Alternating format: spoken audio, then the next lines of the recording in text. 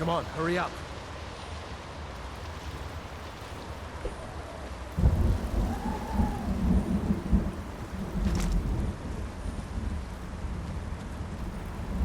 Hold up!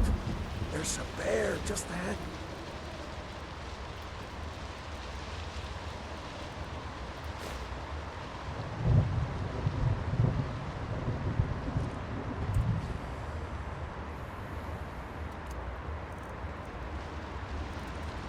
See?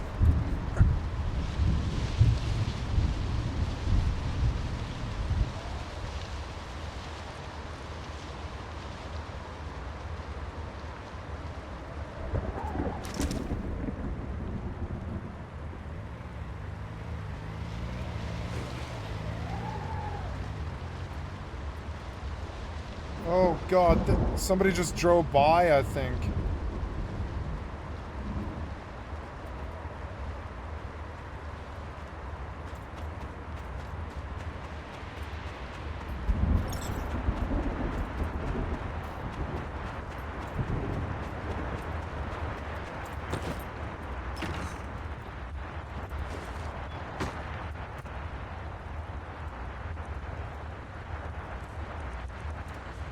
I'd rather...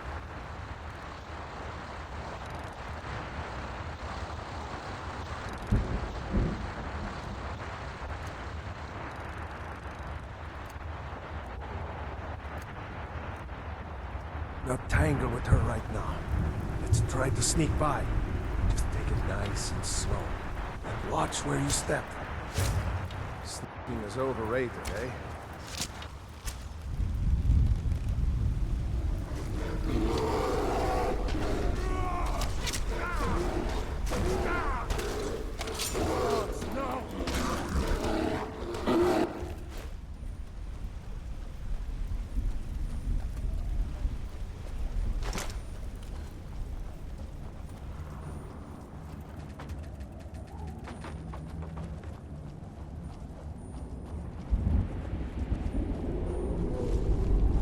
That looks like the way out.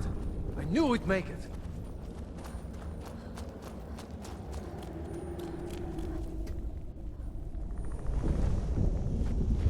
Wait!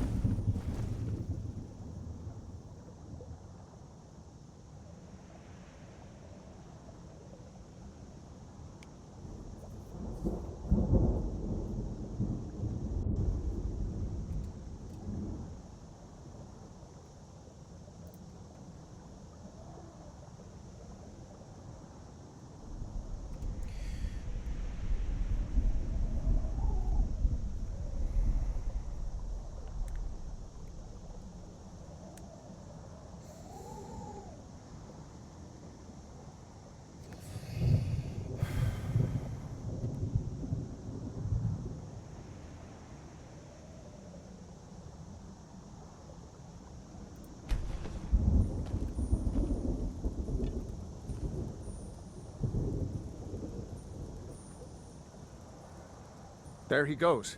Looks like he's gone for good this time. No way to know if anyone else made it out alive. But this place is going to be swarming with Imperials soon enough. We better clear out of here. My sister, Gerda, runs...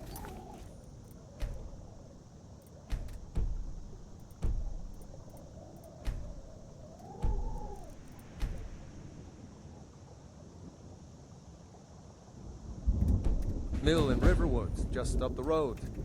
I'm sure she'd help you out. It's probably best if we split up.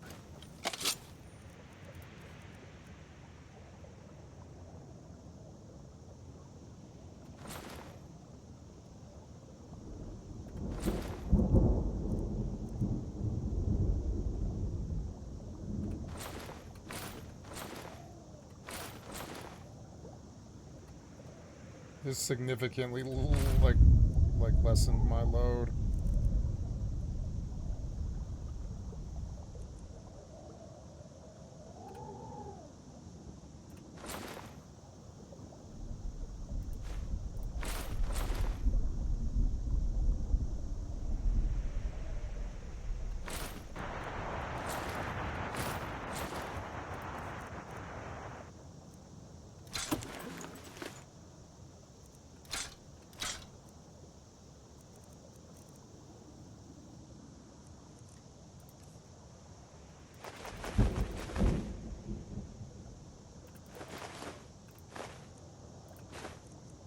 You really can't carry anything.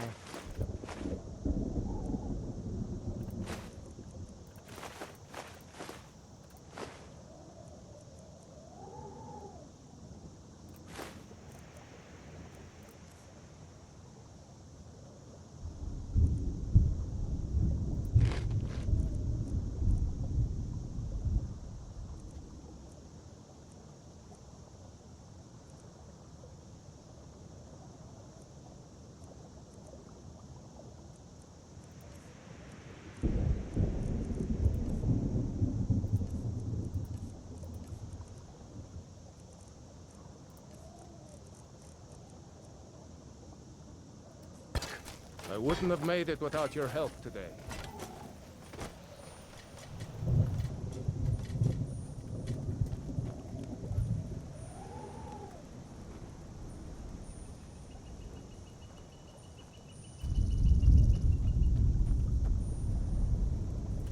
My sister, Gerder, run. It's probably best if we split up. Good luck. I wouldn't have made it without your help today.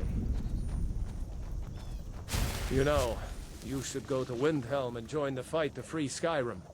You've seen the true face of the Empire here today. If anyone will know what the coming of the dragon means, it's Ulfric. You know, you should go to Windhelm and join the fight to free Skyrim. You've seen the true face of the Empire here today. If anyone will know what the coming of the dragon means, it's Ulfric.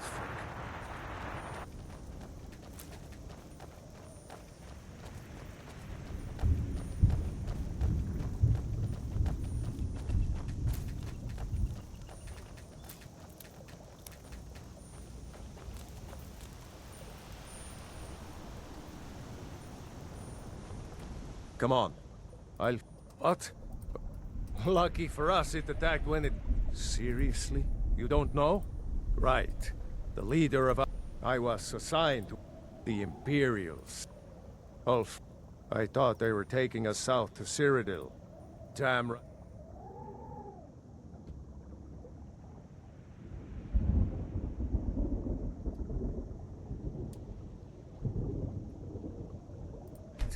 You don't have to be a Nord to fight for Skyrim's freedom. You should come to Windhelm with me and join the fight to free Skyrim. I missed the event again. The truth. If anyone will know what the coming of the dragon means, it's Ulfric. I hope... Come on. We better get moving. Do you think that dragon's... Ulfric's capital is Windhelm, northeast of here. I'll be sure to put in a good word if I get to Windhelm ahead of you. We'd better keep moving. I don't want to run into any Imperials. See that ruin up there? Bleak Falls Barrow. I never understood how my sister could stand living in the shadow of that place. I guess you get used to it.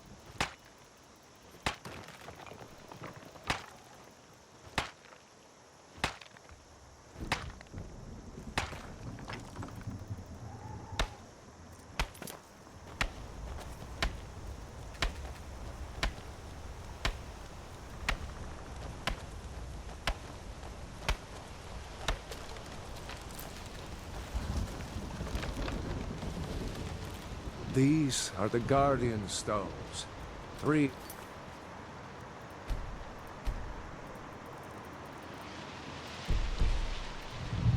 The 13 ancient standing stones that dot Skyrim's landscape. Go ahead, see for yourself.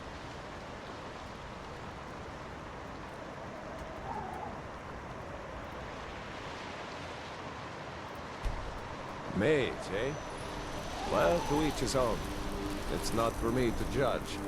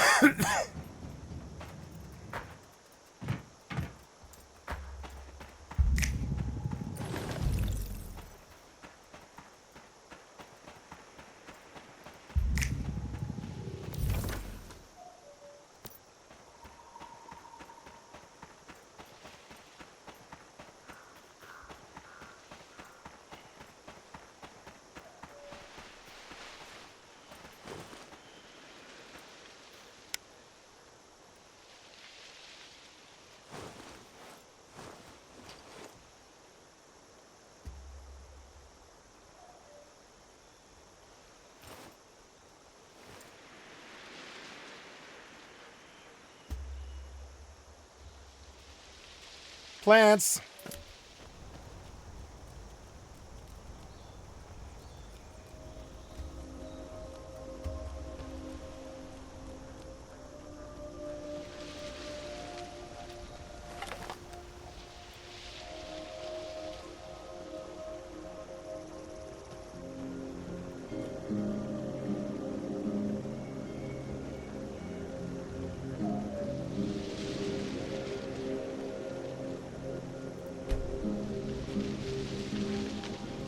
You gotta cover your, unmentionables?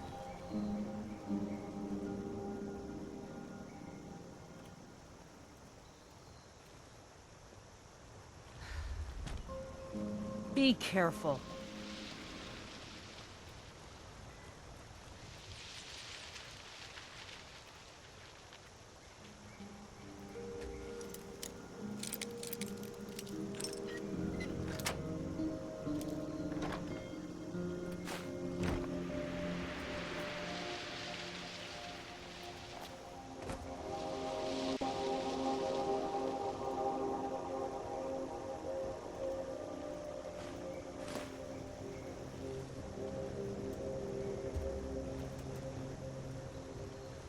I've been hunting and fishing in these parts for years.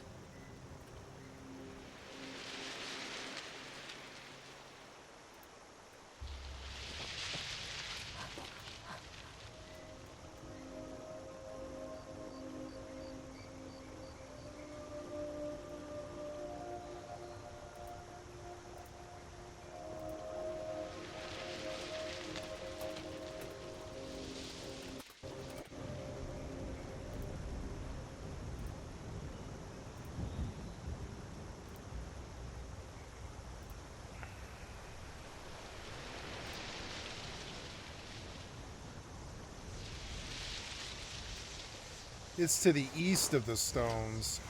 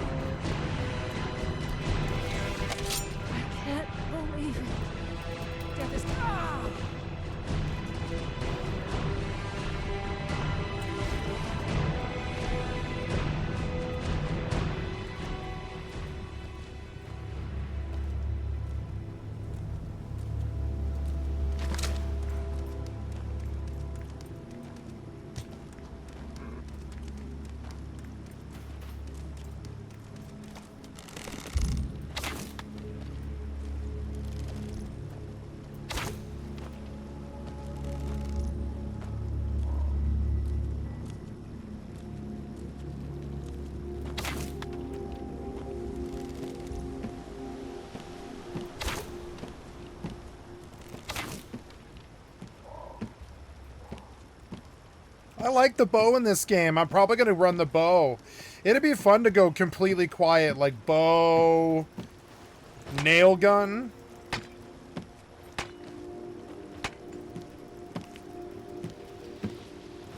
No, bow shotgun. Bow shotgun.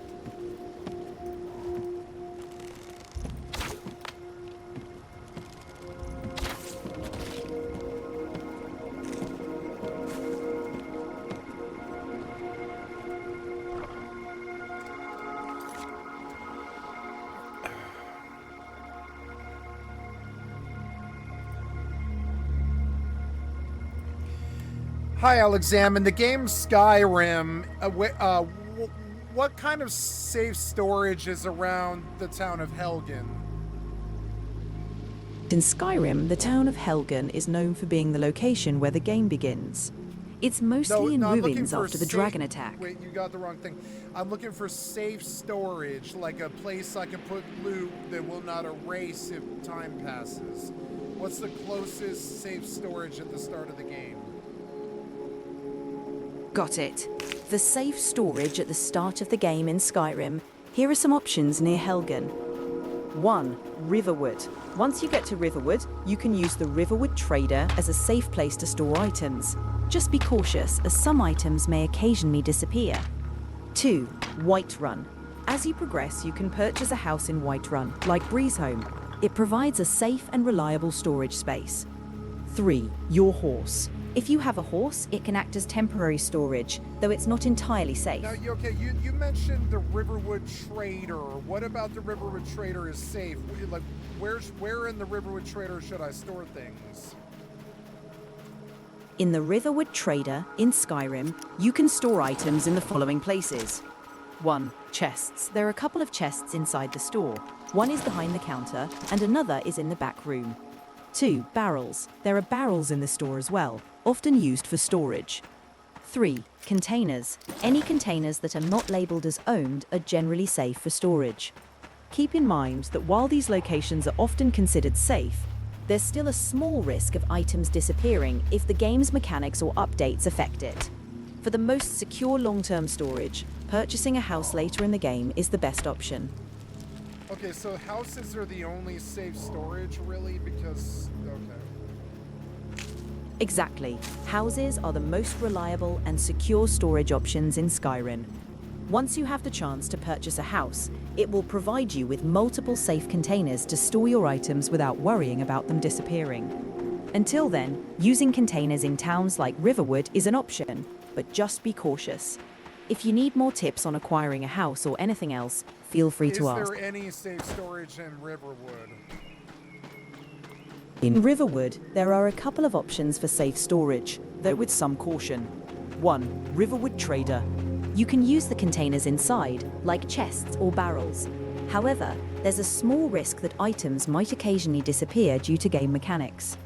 2. Sleeping Giant Inn. You can use the containers in the inn, such as barrels or chests, but again, there is a small risk involved. While these places can serve as temporary storage, the safest option for long-term storage is to purchase a house later in the game.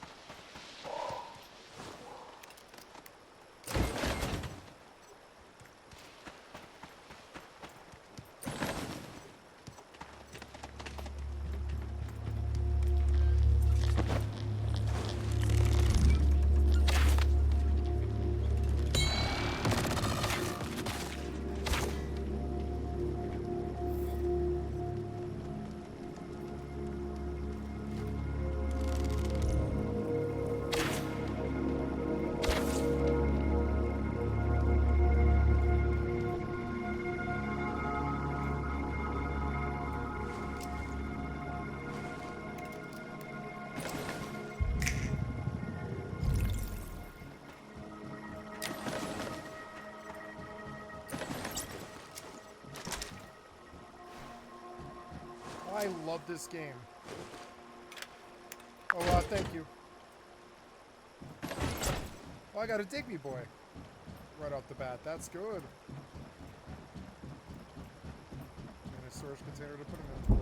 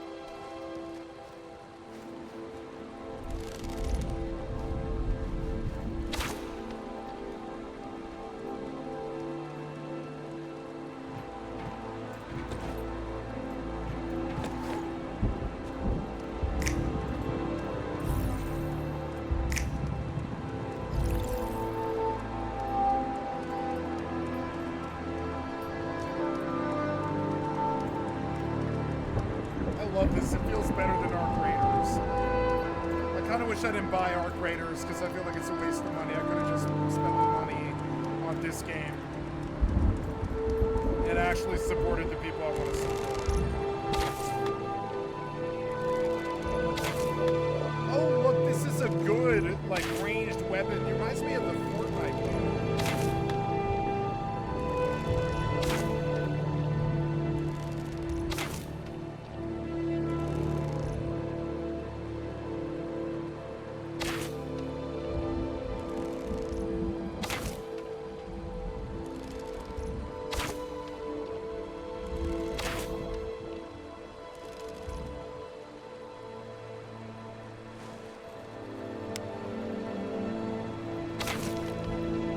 Can't hold it forever.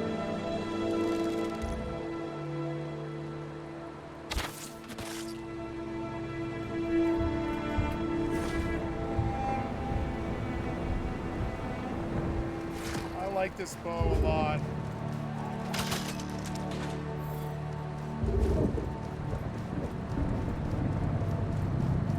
They improved the mobs in the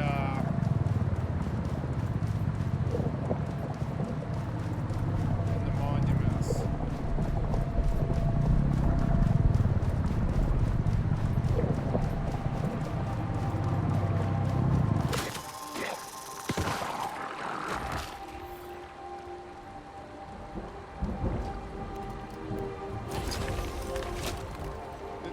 Not bad, gonna make some growth here.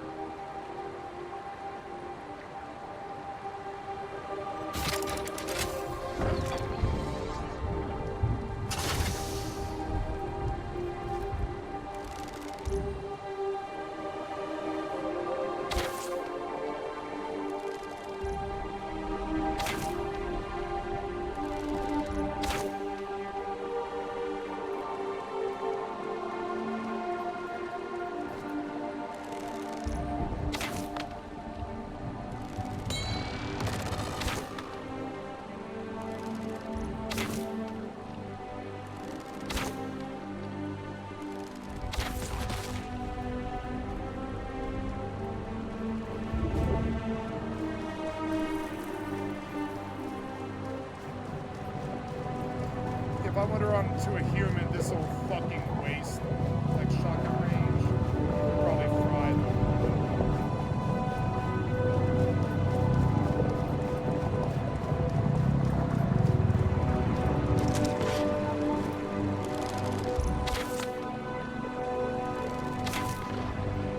I love the numbers.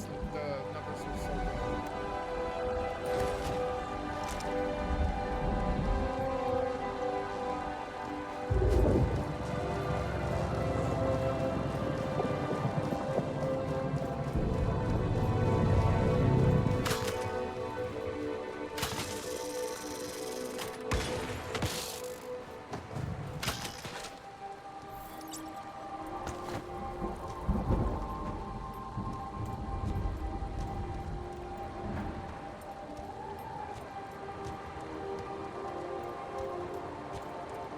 I did it the first time.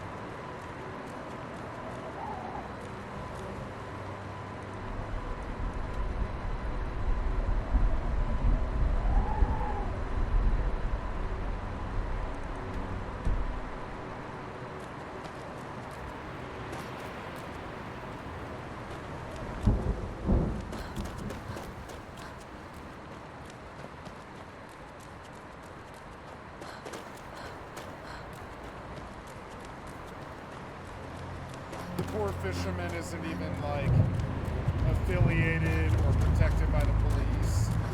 It's so shitty. It's like another whole Bethesda thing about migrant workers or something. It's fucking shitty. But I mean, it's not their fault that there was so much. Oh, so here we go. Finally.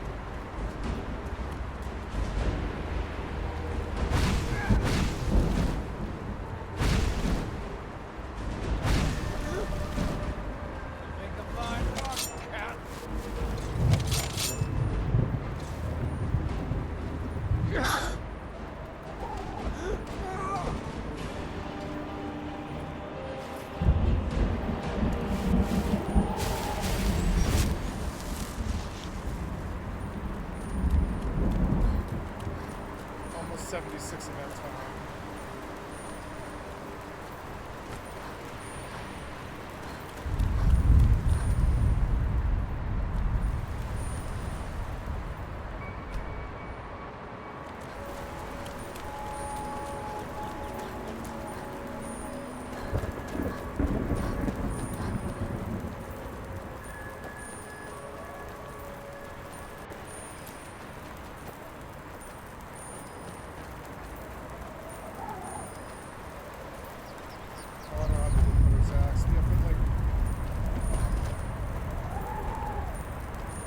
Stealth opening was good, and I forgot that whole like element of this.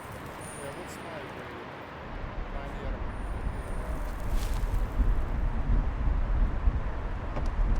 Dude, it got dark. Let's go home. What is that sound? Oh right, I'm shopping.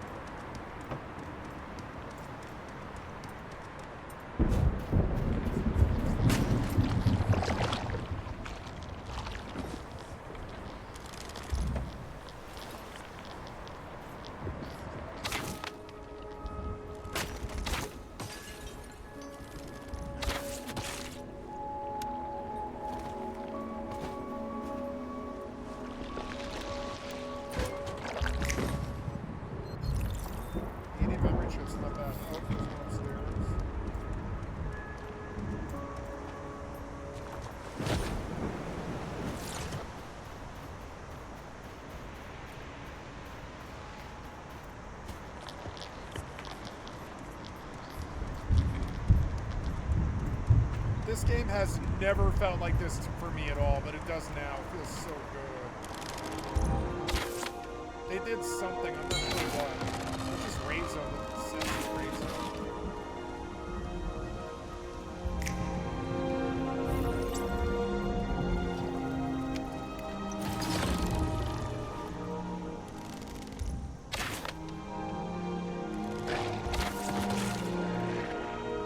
Shoot low until they get close, and then shotgun closer. This is cool.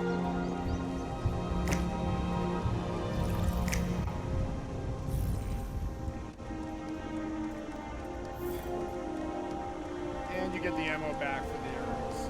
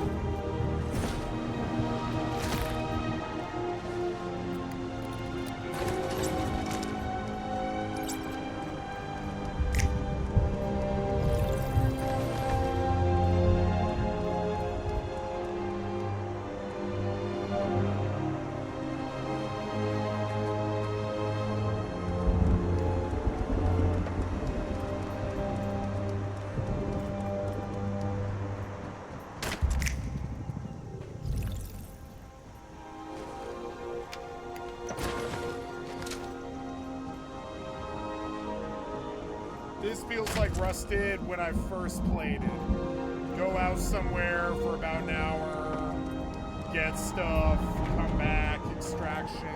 Doesn't matter what route you take, learn the environment really, really well, so each time you take that route, you don't get outsmarted there or outplayed.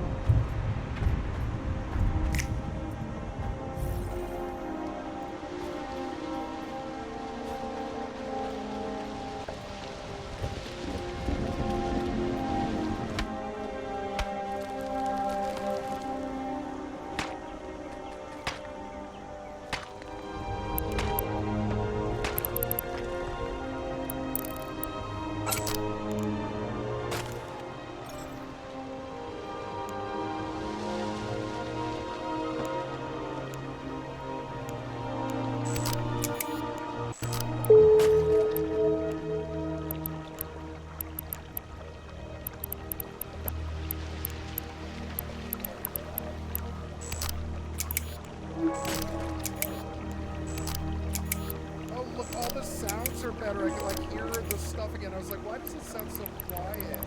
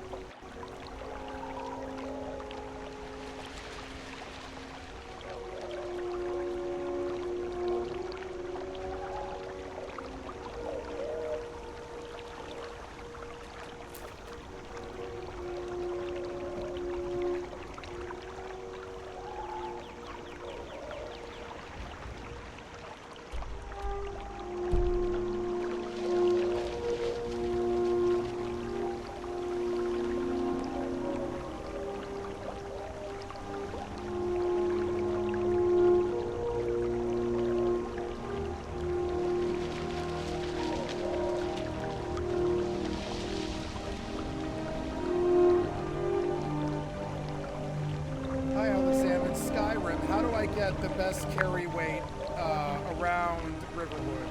All the best carry weight items around Riverwood. In Skyrim, carry weight is an important factor to manage your inventory. Here are some carry weight related items you can find around Riverwood. 1. Iron daggers, lightweight weapons that can be found on enemies or in Riverwood. 2. Potions, various potions like... No, I'm looking for items that improve carry weight that I can find around Riverwood. Got it. If you're looking for items around Riverwood that can help improve your carry weight, here are some options. 1. Amulet of Talos. While not directly increasing carry weight, this amulet can be found in various locations and offers some useful effects. 2. Fortify carry weight potions. You can craft or find potions that temporarily increase your carry weight. Look for ingredients like creep cluster or giant's toe. 3. Items with fortify carry weight enchantments. Look for armor or jewelry with enchantments that increase carry weight. You might find or craft these as you progress. 4. Bounty rewards. Sometimes completing quests around Riverwood or nearby areas can reward you with items that help manage your carry weight. These items can help you manage your inventory better as you explore.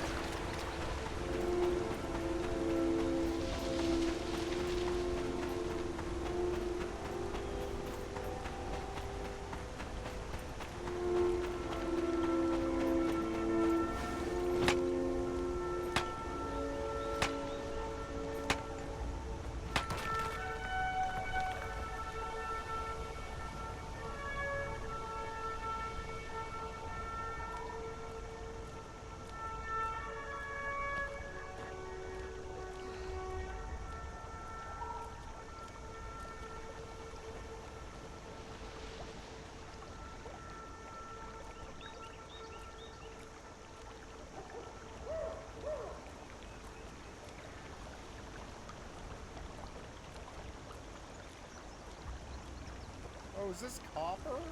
I think it is. Oh no, it's iron ore. I don't have a pickaxe. Wow, I didn't know there was an iron ore vein here.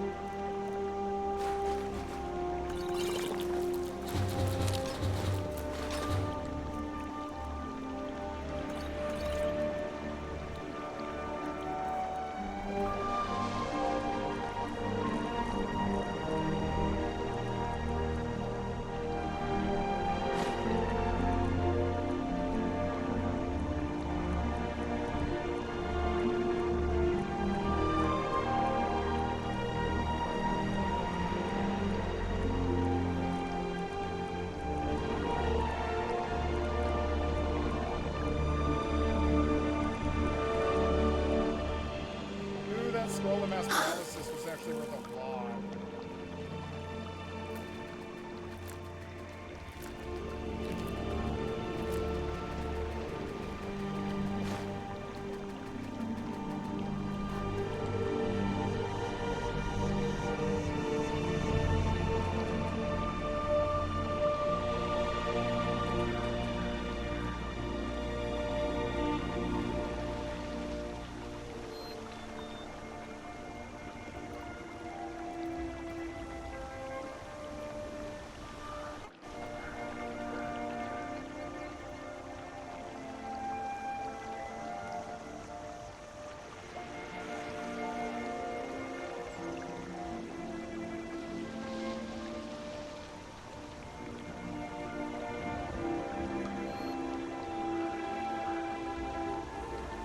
Sacks, barrels, and chests here.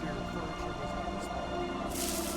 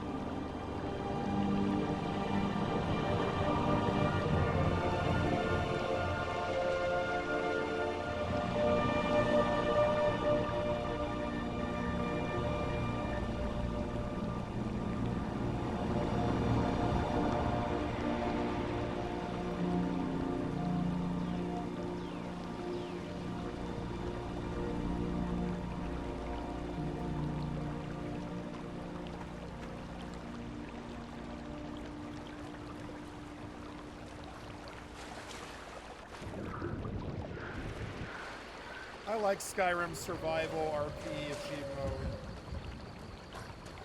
It's slow and methodical. Ooh, not too groovy.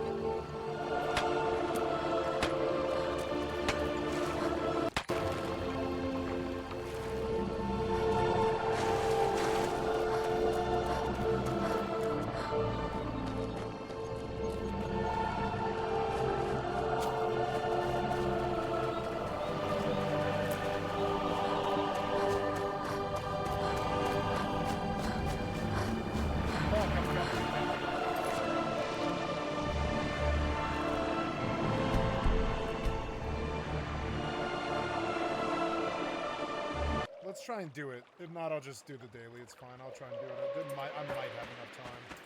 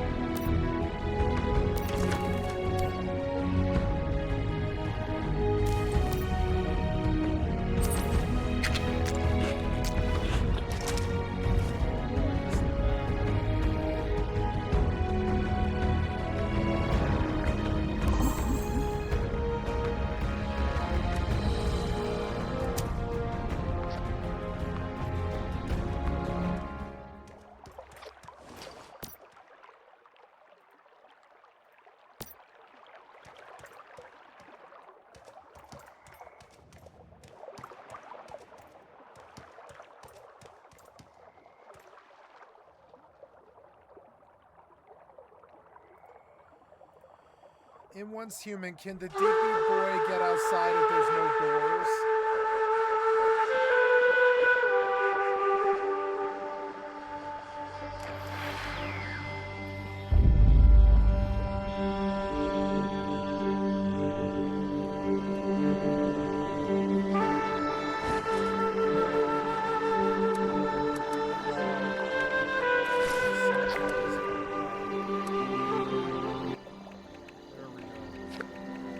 Windows was nerfing my sound quality. I can't stand Windows, but I don't want to learn something else. It's another whole fucking crazy time sink. Stupid Windows.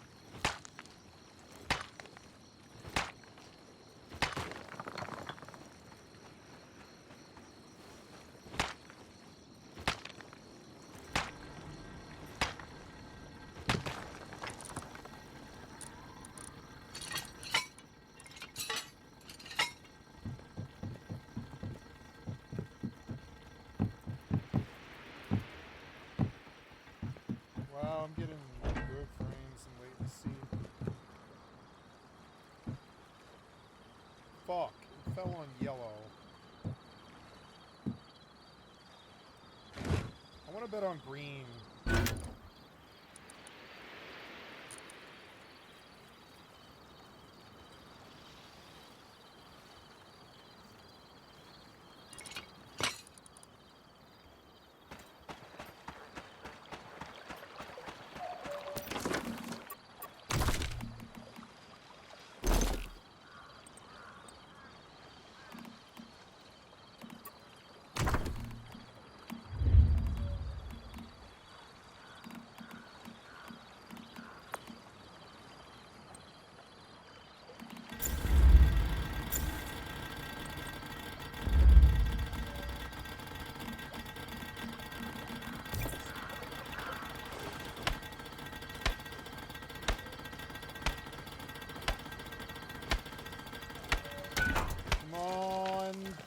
Come on.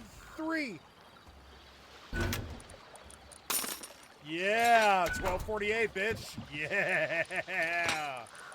Yeah, I'm glad I came in and randomly gambled. Yeah. Yeah.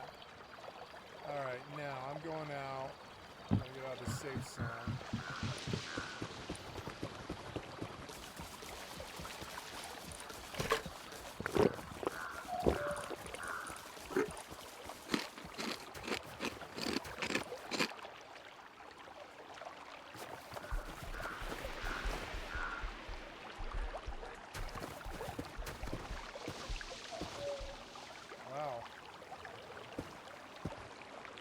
Yeah, I think I want to make my auto run key.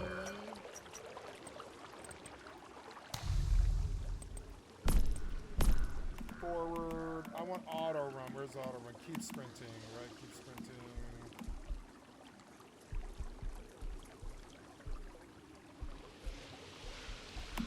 W.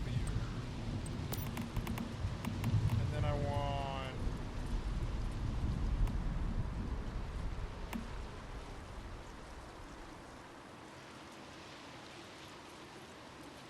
Yeah.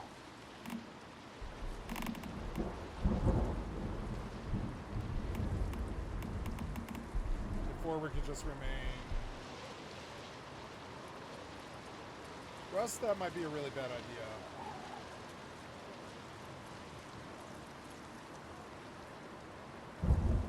Yeah, I don't think that's a good idea on Russ, but I think it is on this one.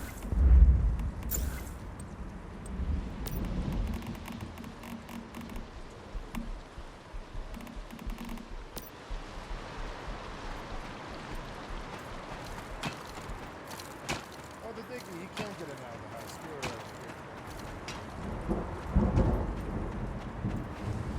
Well, hello, the kitty. I love you. You come to share the heat. Yeah. Come to share the heat with me. Yeah. Well, hello, good kitty. Just busy working.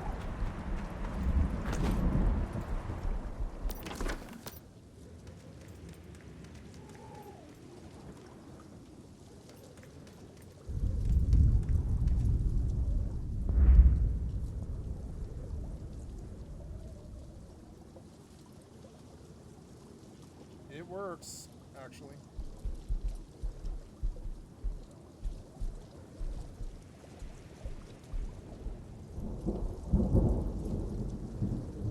Auto walk should be W. Forward should be this, and that's how I'll fix it. Oh, look, that's way better, and I can just tap it to stop it. Yeah, look, that's way better.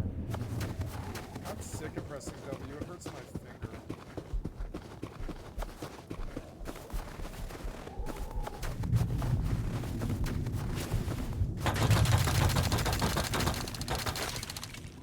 Okay, so I want to spawn attack. I want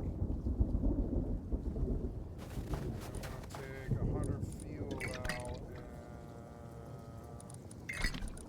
stick it in the attack. And I want to leave. Maybe I better actually...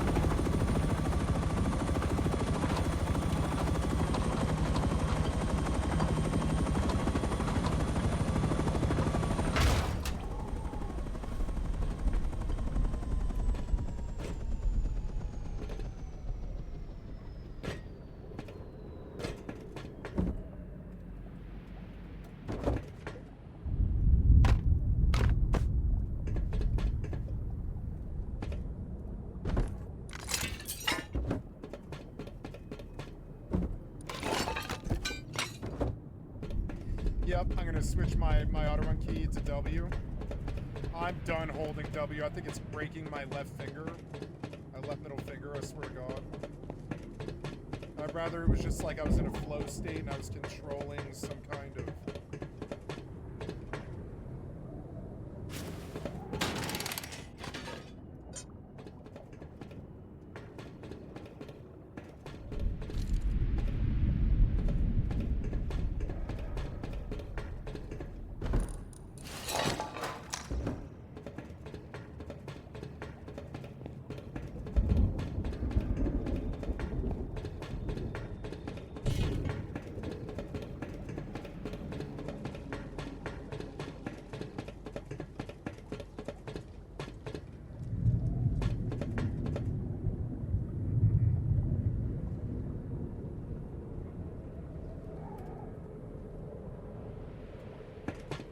See? Way easier. Yeah, it's like half the work. I realize I'm pressing W all the time in any game with an auto-run key. Oh, that was kind of scary. Whoop.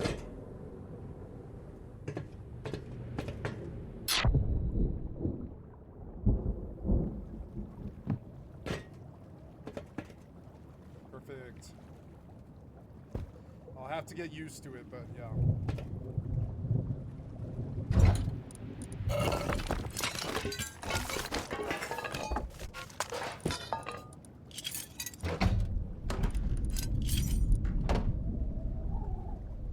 Oh no, my 1x3 is gonna get raided on the purge tomorrow. No.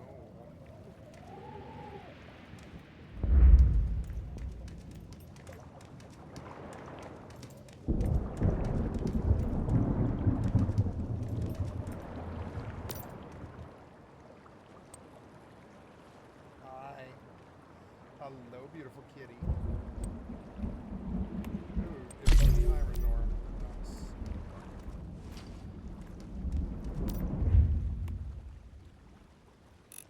Charcoal. Copper. Yes.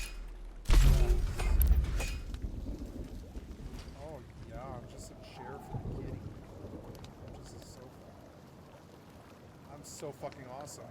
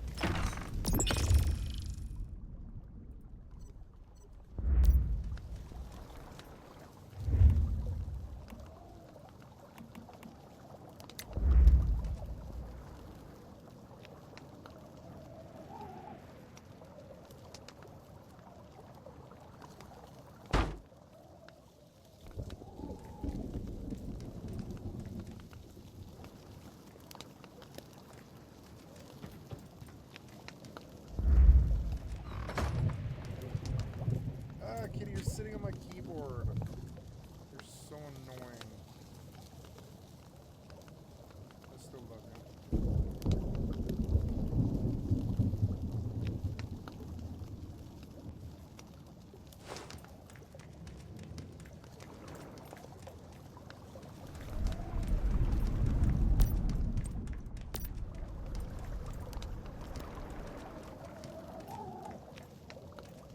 This is how big the nail gun is? You're kidding me.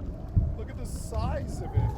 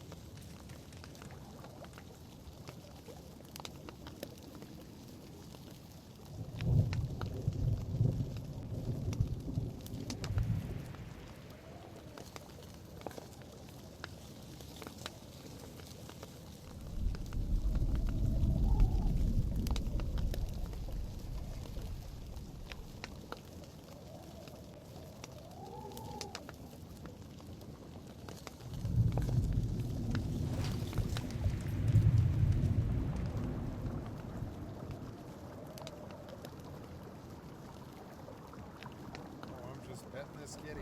Yeah. Can't get her on camera. It's okay.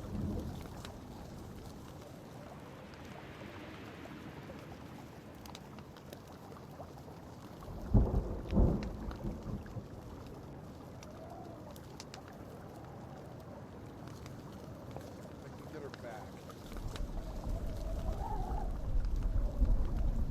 Can't get her face though.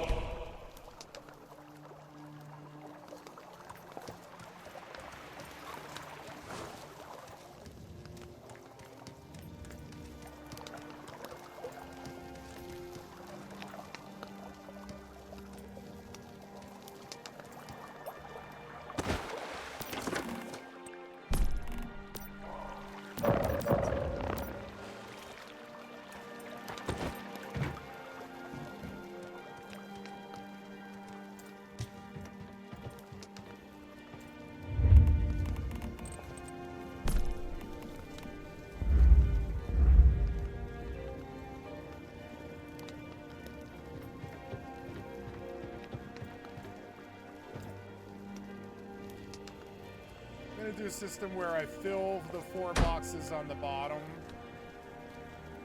and then one by one. Oh, I have to get more metal scraps.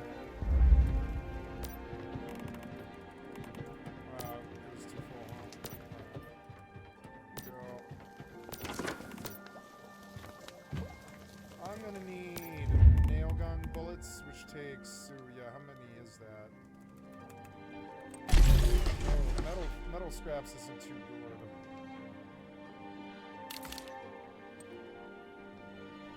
That's not what I want to. Oh no, it's copper. It's copper? Oh, okay. If copper's not that bad. There, I can make more. I don't think that's a good spot for those boilers at all. I think I want to put a bench there.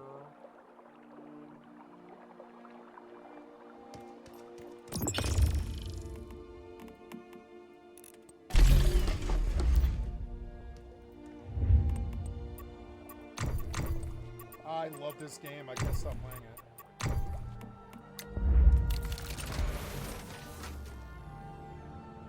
Fuck you, stay out.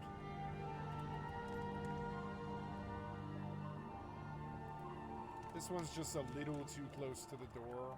Yeah, like that's just a little too close to the door. I'll put like a solar panel there so, or something, yeah, so that like, yeah, but anyways. A little bit more compacted in the space, but it's fine.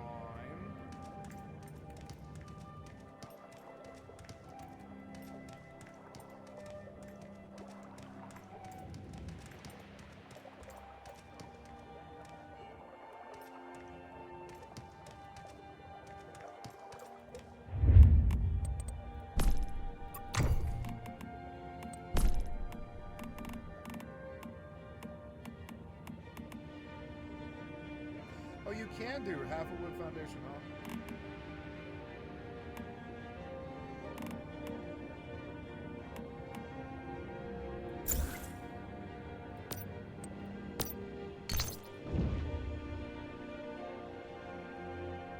Small stone support. I don't have the creds. That's okay.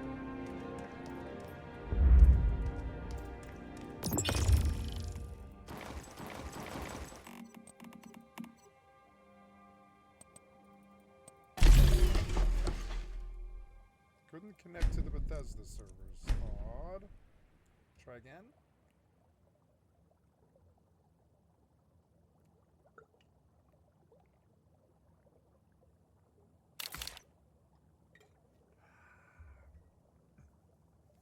Some kind of problem. I see the Twitch is streaming in 14K BPS now, which is awesome.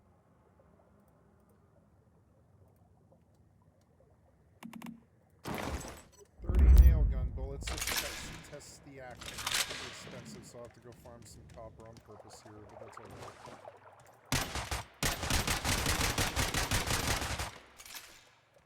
Expensive, but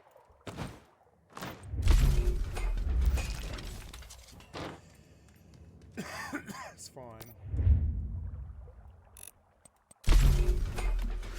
Gotta go chop a lot of copper because I need, oh, I also want to repair this bow. I'll need wood. So, gotta go.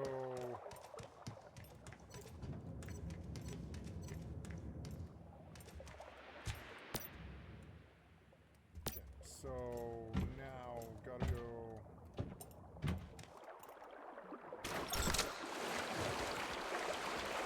I have to rewire my brain to think of W as an auto-run key, but it's a lot more like playing it. I like it more. I like it more. I'm gonna do it on all my games. Couldn't connect to the Bethesda net servers. I don't know. Try exiting and relogging. No idea. Right, small gathering tool. Okay.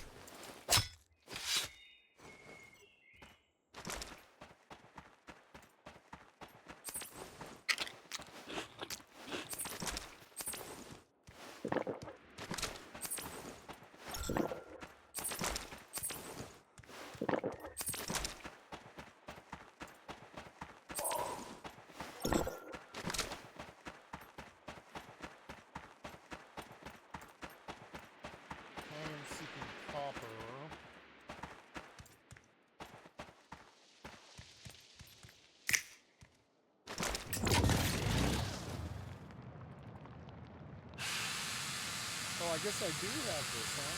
Nice.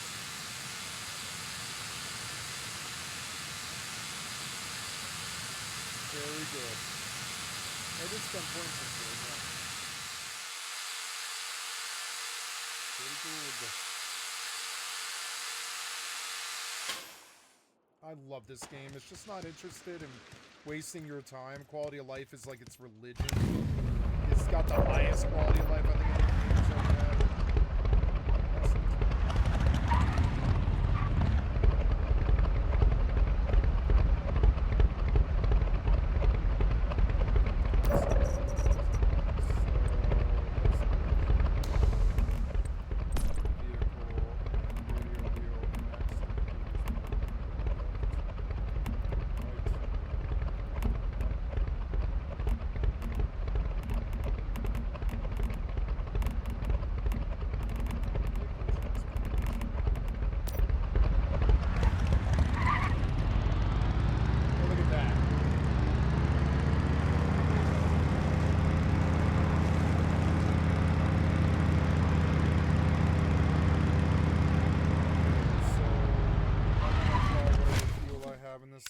Suddenly I feel a lot more powerful.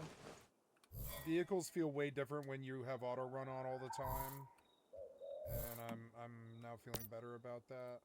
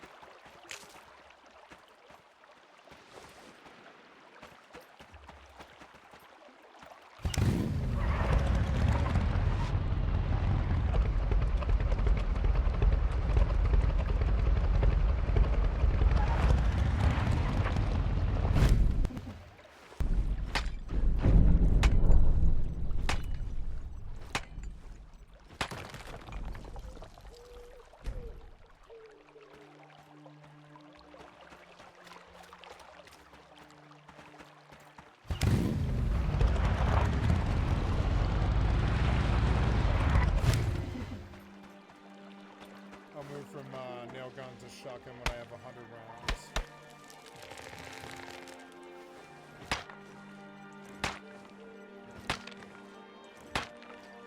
Looking for enough copper to make a lot of it's 6:30, the sun's gonna set. I'm looking for a lot of copper. I feel safe over here outside the mountain. Like nobody would ever find me unless there's something big like which is not common on the servers. Move your base, and you can only have 4 bases. It's kind of rare,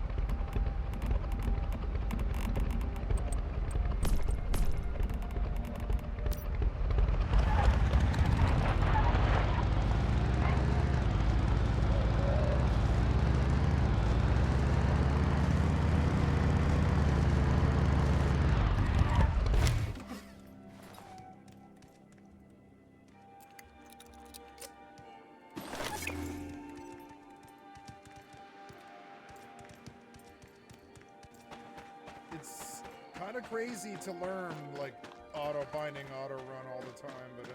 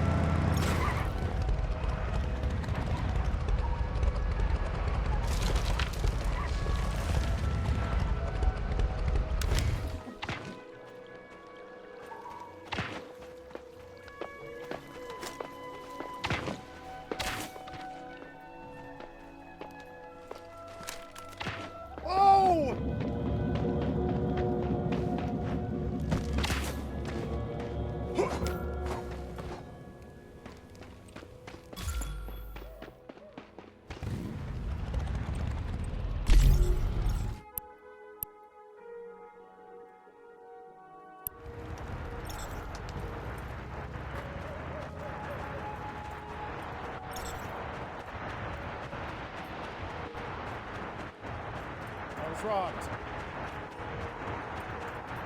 It wouldn't switch to my weapon, it just wouldn't do it.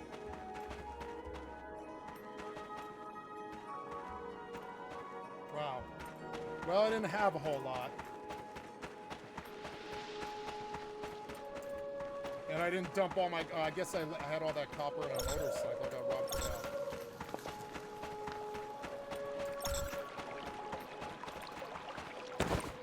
I was like, what's that sound? And it was somebody shooting at me. I didn't realize.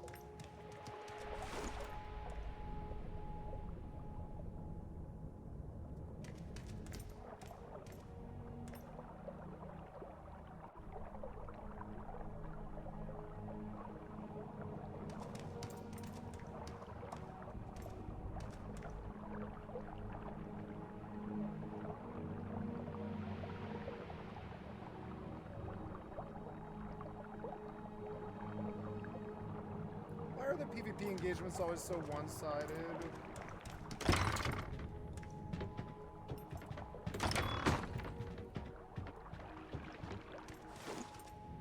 What the fuck?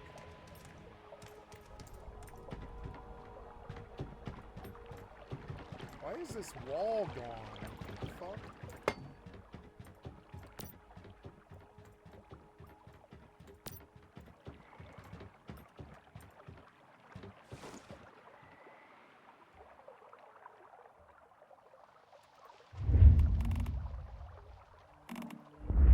Why is this gone?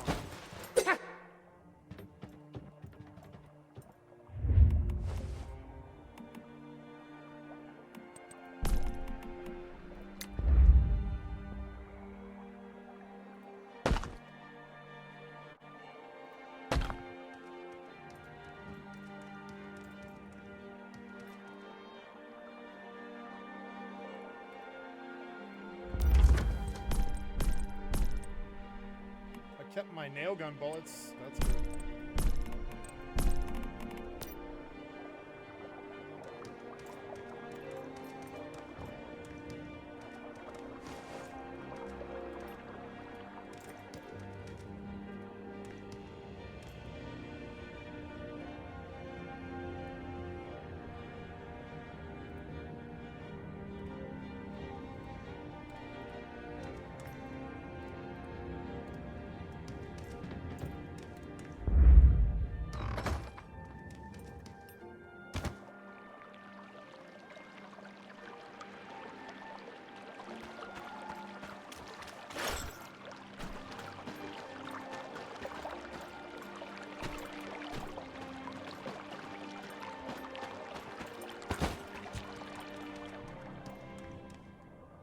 No, this doesn't work. I can't bind like this. It's unfortunate, but you don't have the control you need.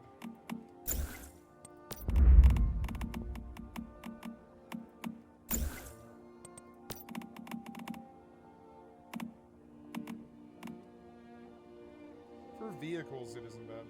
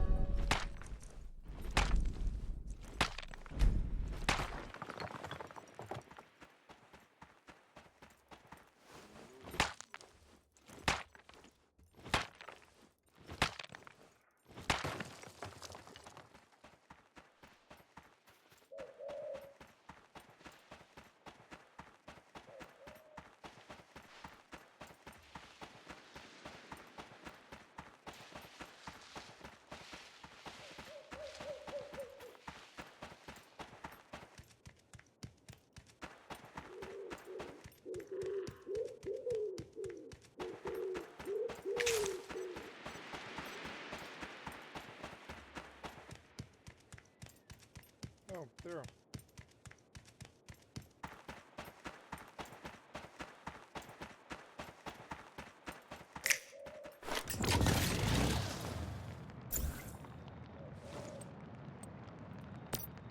Not unlock the repair drill.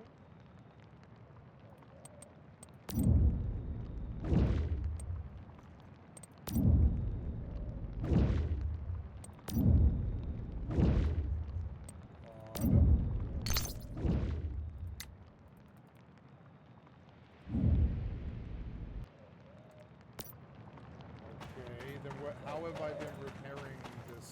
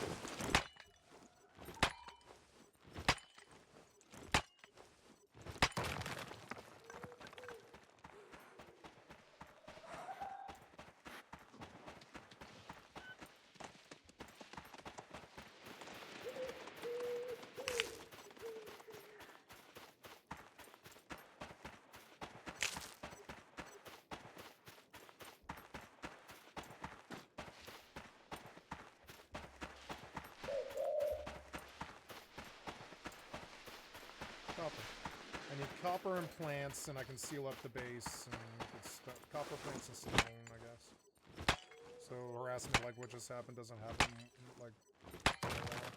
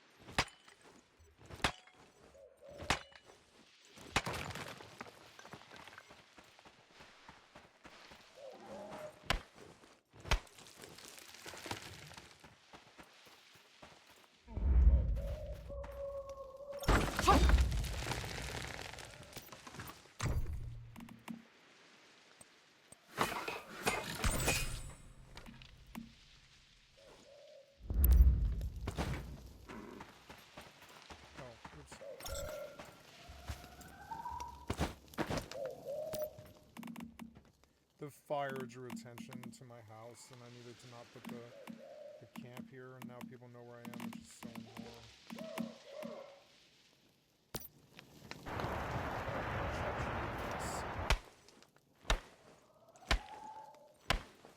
Fuck, I keep wasting time. Right as the event starts, I've got to actually, like, really focus.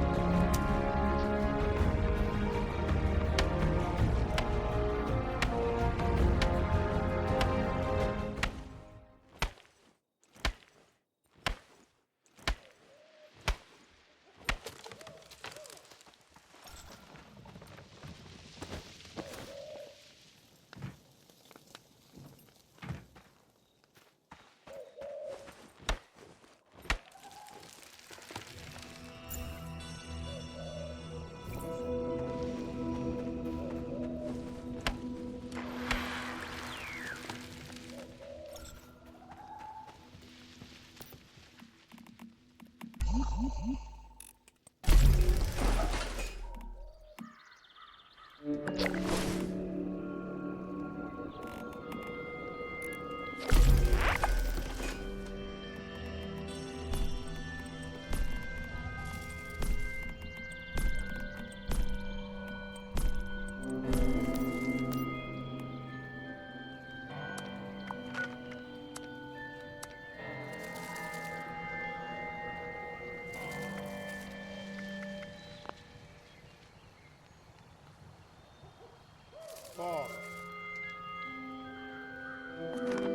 I was too late because I waited too long. I waited too long.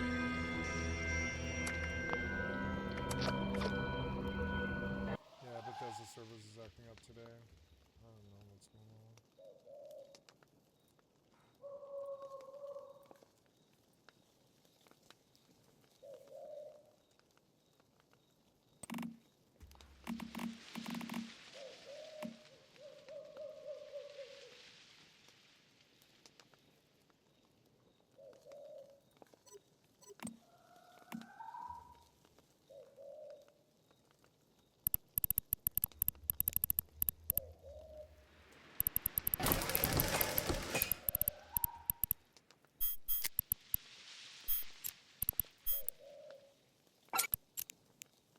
Wow, the UI, like the sound, the volume's so much better.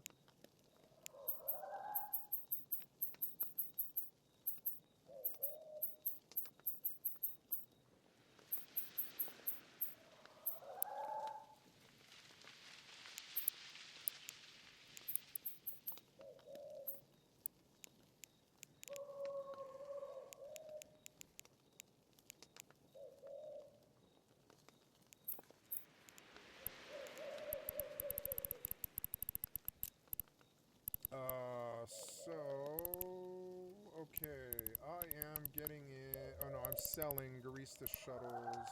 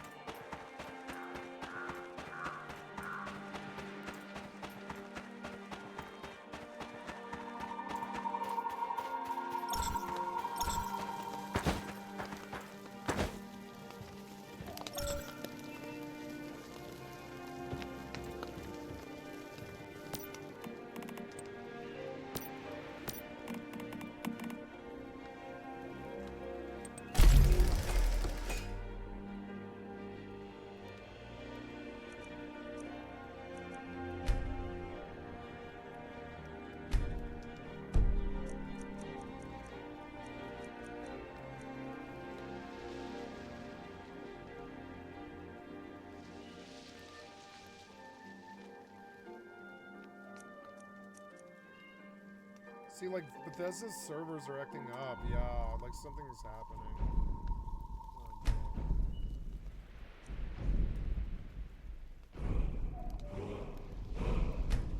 I think I'm okay to just move forward. Yes.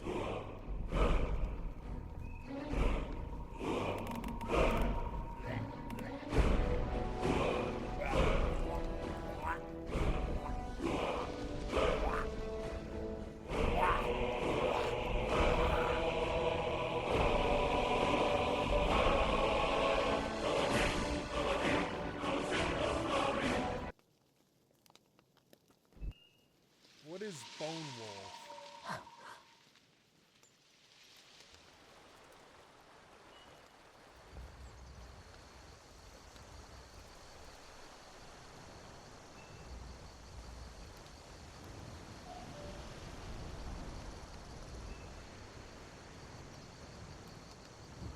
Oh.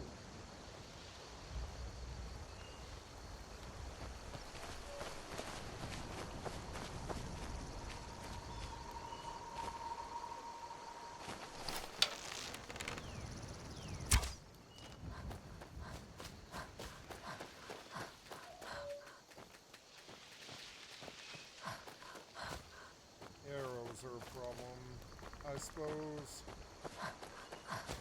No, I don't know. I remember where the shack is.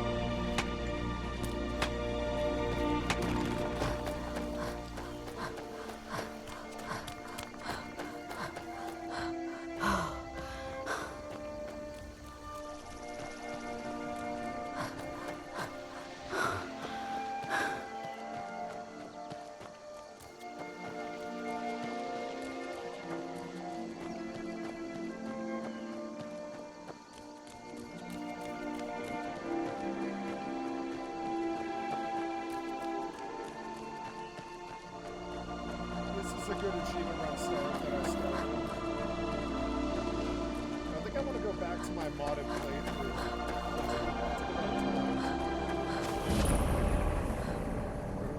British Pass, that's good to know it's there. I remember now the Alchemist Shack. Yeah, and I want to learn about the Alchemist Shack, so... I love the Elder Scrolls movie.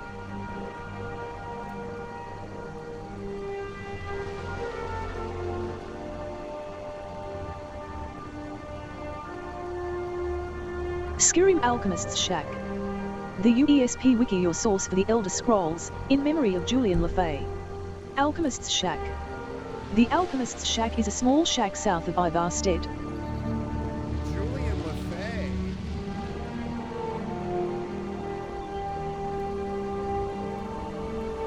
Julian LaFay died? Oh, July 22nd. Cancer. Oh, he was working on the Wayward Realms when he died. I want to play the Wayward Realms. That's going to be a good one coming.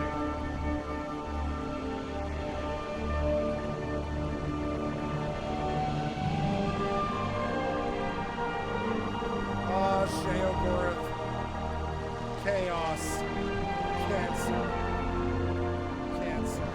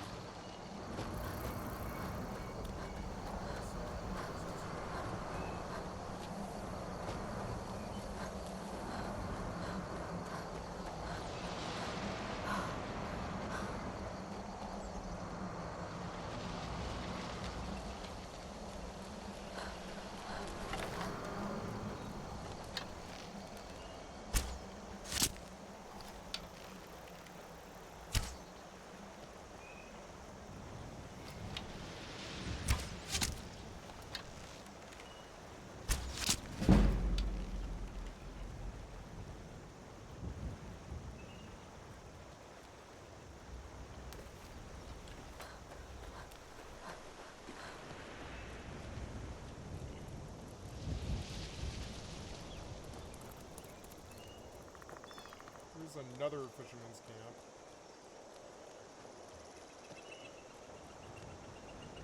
Someone do something.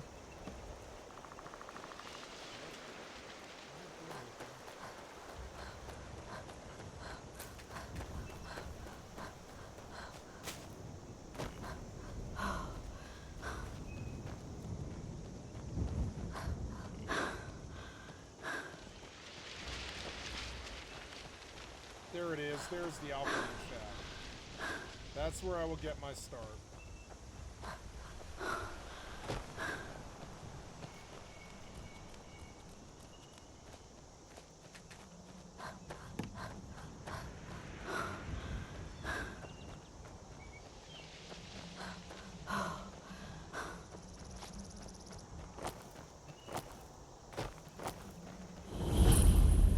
Hunter's Rest.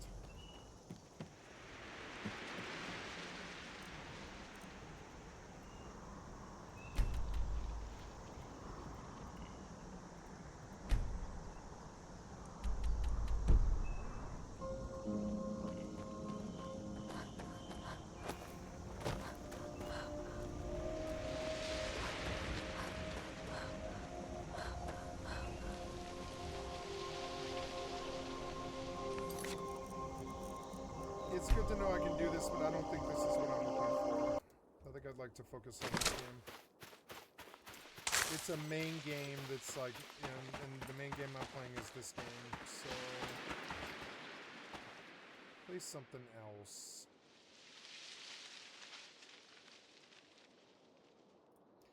It let me into War Within. I could make a new character if it'll let me in. I want to make an alliance. Well, no, I don't. I guess I want to play my evoker. I just want to play my evoker and not have to do all the fucking work and just play my evoker. Yep.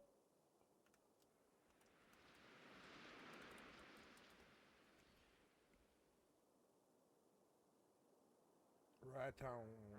I want to play War Within. Subscription expired.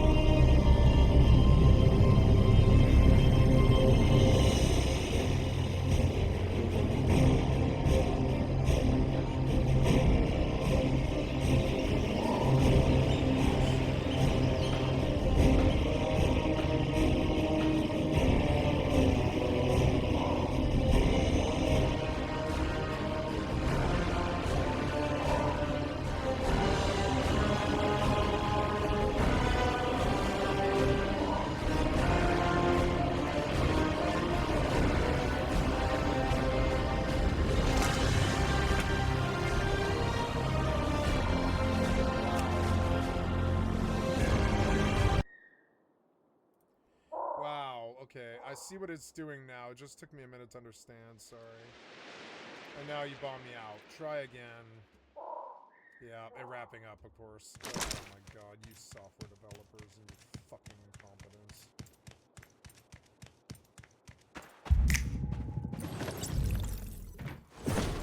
Wall with door. That might be fun.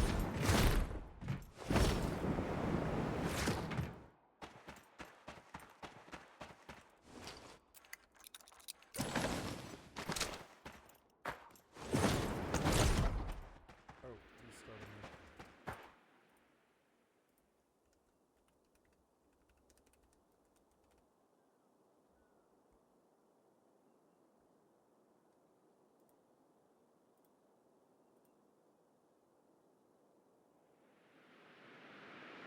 No, not the starter edition, the War Within.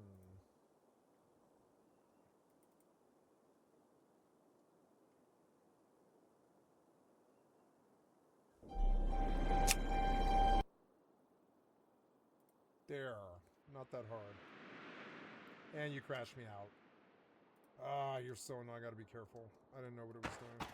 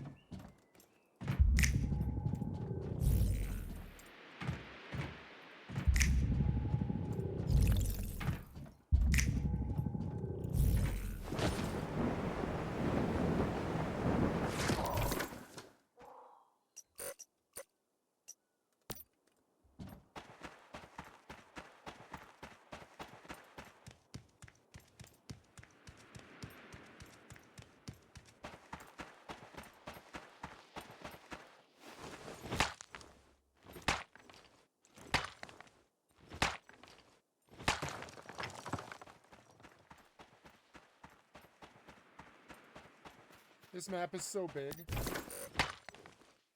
This map is so fucking big that, like, it's not like Rust where you're like, oh, I'm close to, you know, water treatment, and I'm in a big, you know, 5, 10, 15 grid block around that, or whatever. It's huge, fucking huge. So if you want, you can get lost again. You can just drive off in another direction. You can just walk off in another direction, build another base. It's a really big sandbox. It's fucking sweet. It's like really big, genuinely big. The monuments aren't big, but the fucking area around them is. Yeah, I've got to pick these flowers every time I see them to keep them on cooldown. Because I need them for plant fiber, I need adhesive.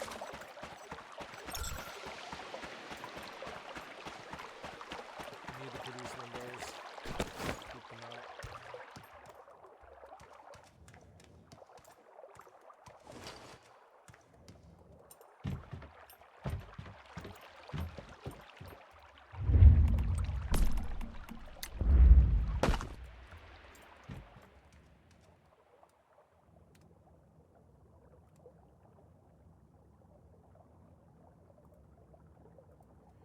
Locked. I have to spend points on this stupid-ass thing to get this stone, but that's alright. It's still a really good productive thing. Locked. So, that's okay. I need to make sure that my roof and walls are stone. Ah! Stupid boy.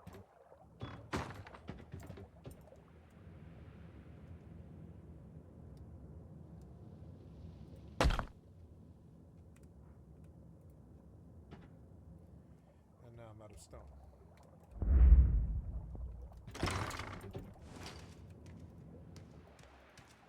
I love this mode, and this is what I want to focus on. WoW is a main? I don't know. I want to pop on New World and see what it's like. I don't know, I took New World off my... Yeah, I shouldn't waste any more time on that game until I know what its future is. It probably won't go anywhere. They were like, no, we're not doing this game anymore. And that's crazy. It's like...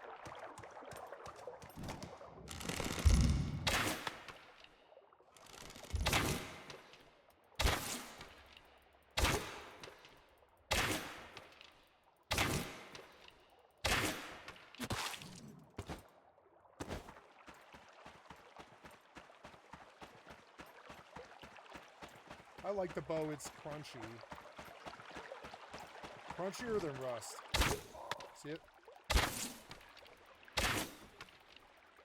It's inaccurate, but it's...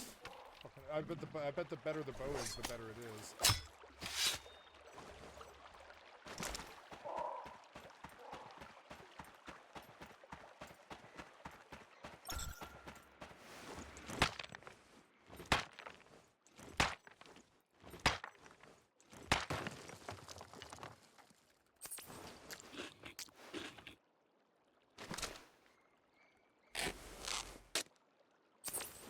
Oh, that was a bandage? Why is it on my 5 key, you idiots? God damn it.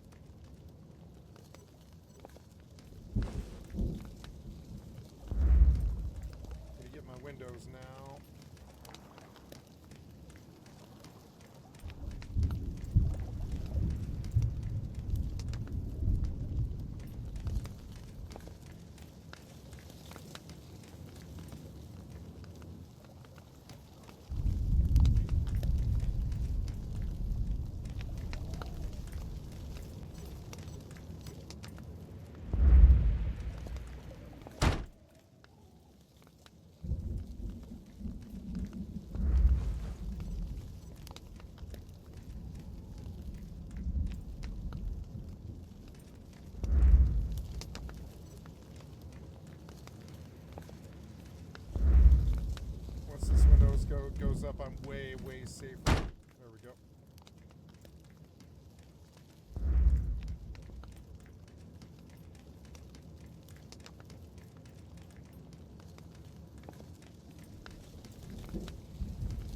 I don't like the door and I don't want it.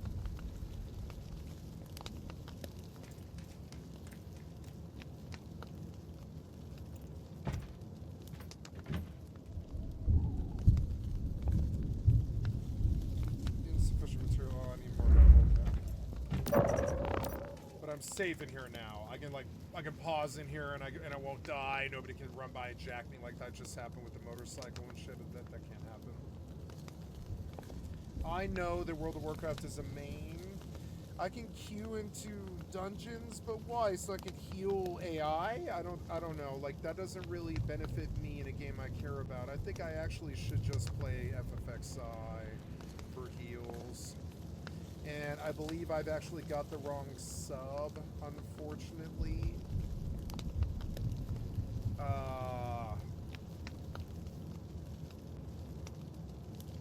Yeah, I want to take White Mage at 37 because it's like, yeah, Red Mage is fun and then Fire is fun and it is good. It does help. And it makes me cast the other nukes faster. I cast faster. All the Black Mages sub Red Mage, I guess. But I wouldn't mind White Mage, particularly because you can cast Kiraga on the entire party. Which is something I would really like to do in things like Conquest, I guess. I guess really I should be leveling and heading towards Conquest. If I can get in Conquest, I'll be happy, and I'll heal my party. I'll get White Mage, or I could run Scholar sub, right? Or no, Scholar's a regen healer. Does Scholar get Kiraga? I can't remember. This game is too old, and I kind of want to phase it out of my goddamn. Phase it out. I kind of want to phase it out. I think Eve, Once Human, needs something else. Like maybe the Guild Wars 1 remaster will be on GeForce Now. Needs something else that lets me heal. No, maybe it is Final Fantasy XI retail. I don't know. I wish to support FFXI, and I want to give them money. But they're not. I don't know. The heals are so slow. I don't know. I don't know what to do now.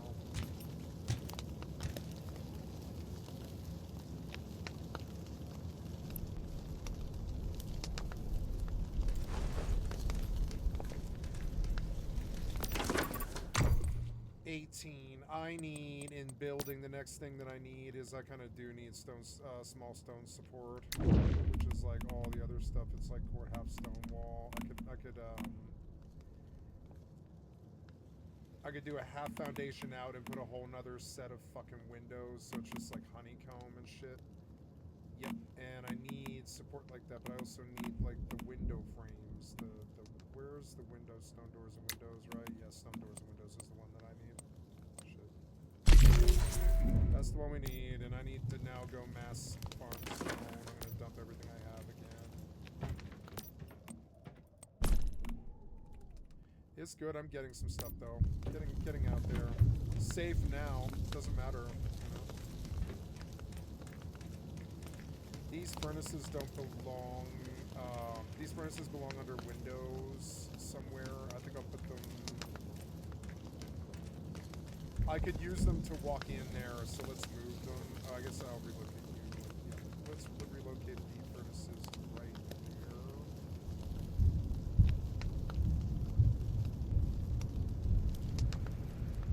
There.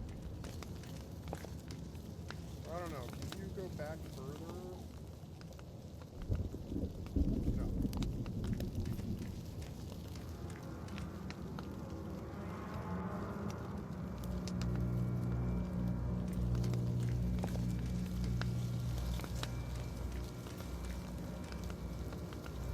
When it's done, I'll move it. Where's that music coming from?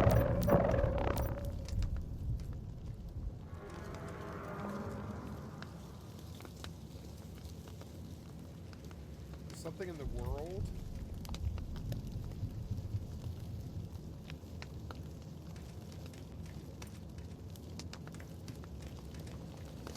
I can look outside and see if those plants have spawned. Any plants have spawned. I need to run like the other direction down the river and farm there.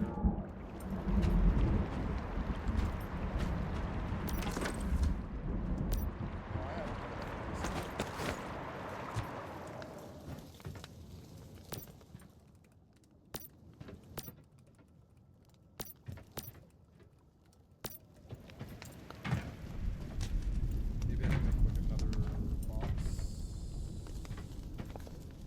That is what I would prefer to spend the next steps on.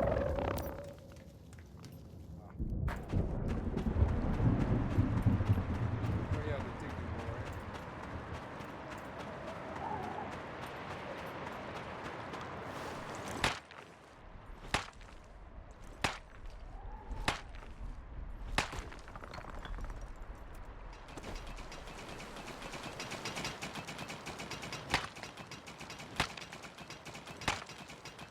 My desire to play Rust as Wayne. It is proof that Rust may not have like the replayability it needs. I don't know. I have everything I want on that PvE server, but I don't know. Tomorrow's the wipe, and I may not play after that. Because it's like, I'd rather play this game, I know I will.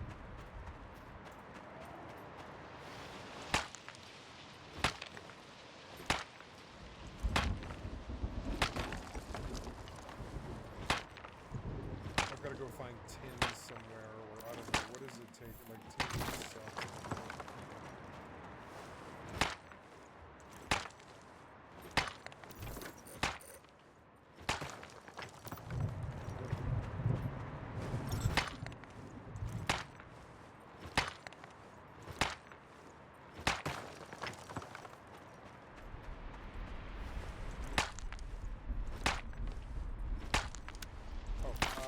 Right,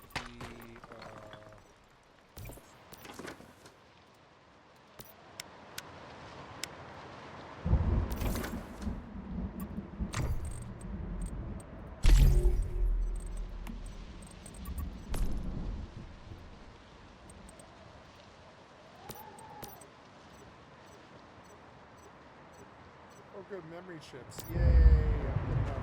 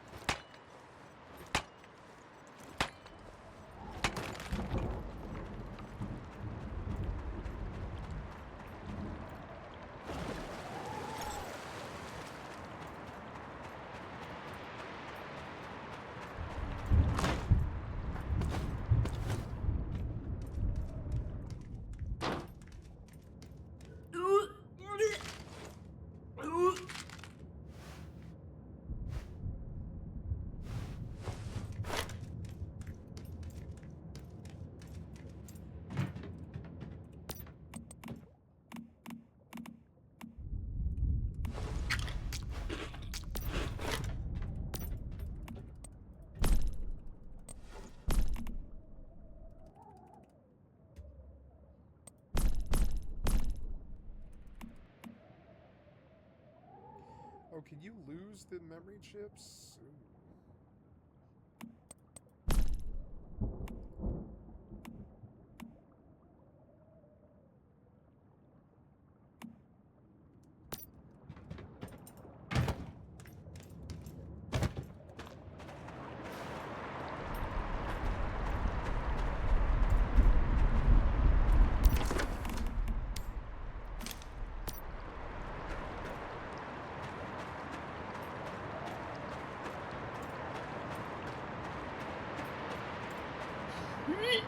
Ooh.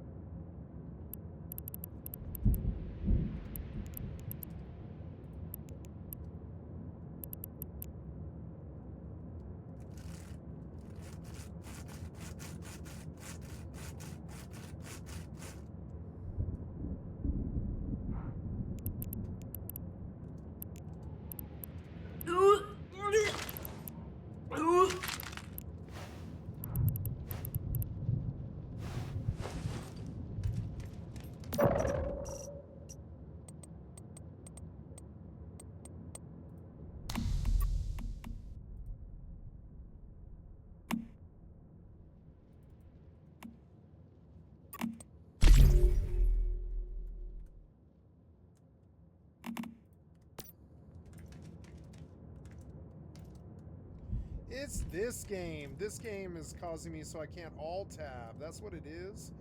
I was thinking it was FFXI, but I think it's actually this game. And it won't let me alt-tab unless I have it in an actual fucking, like windowed. That's okay. I don't really like the border.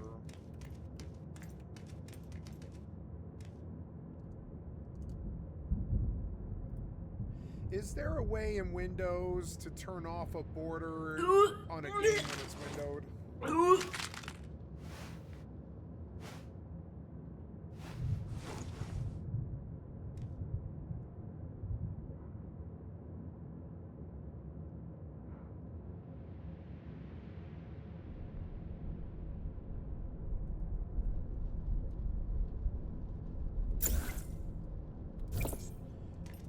This game. This game won't let me alt tab out. It's once human. Oh, God. I was thinking it was my keyboard. I kept fucking taking keys off and stuff. Where are those keys? Maybe I want to put them back on. I don't know.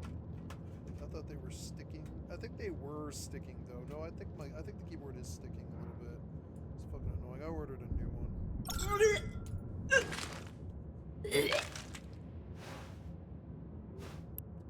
You've been puking for 5 minutes. God damn. How long does this last?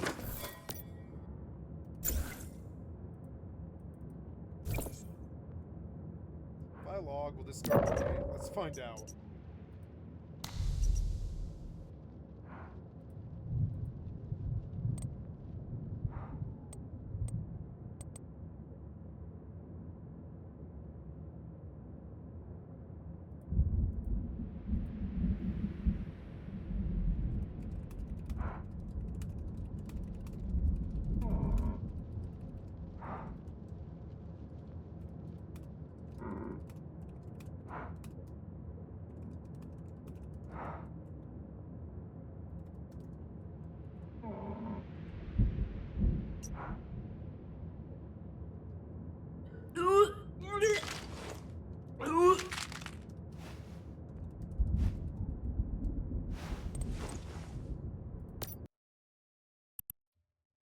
Now, run again.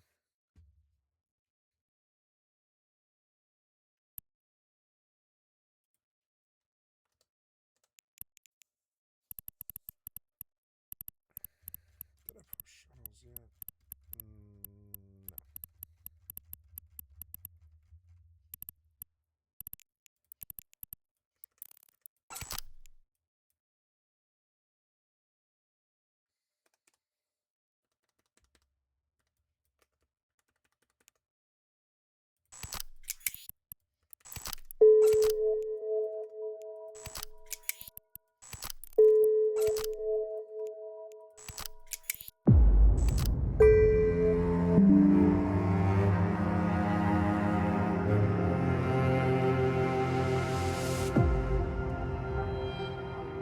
My headphones are starting to fail.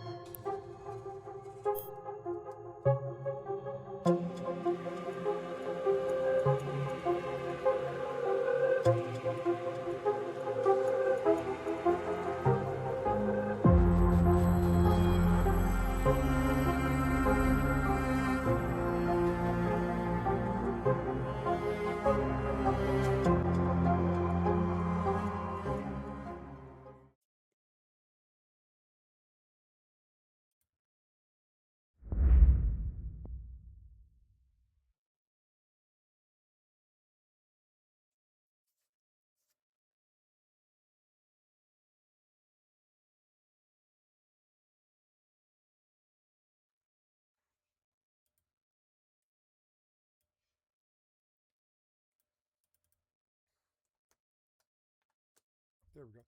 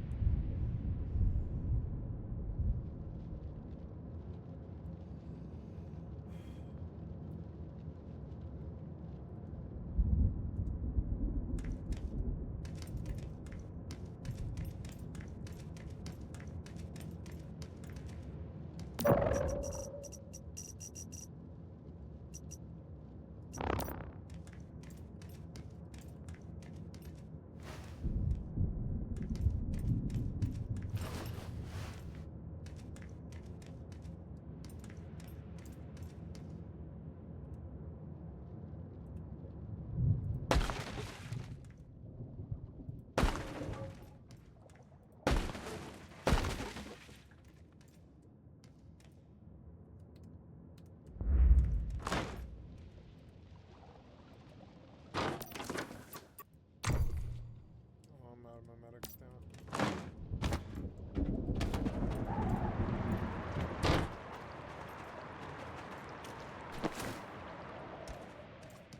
All my windows are gone.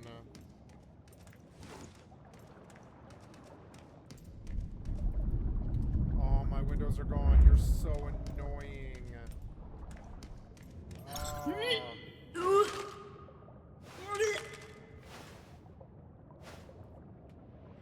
she's so dumb. I shouldn't have eaten that terrible water.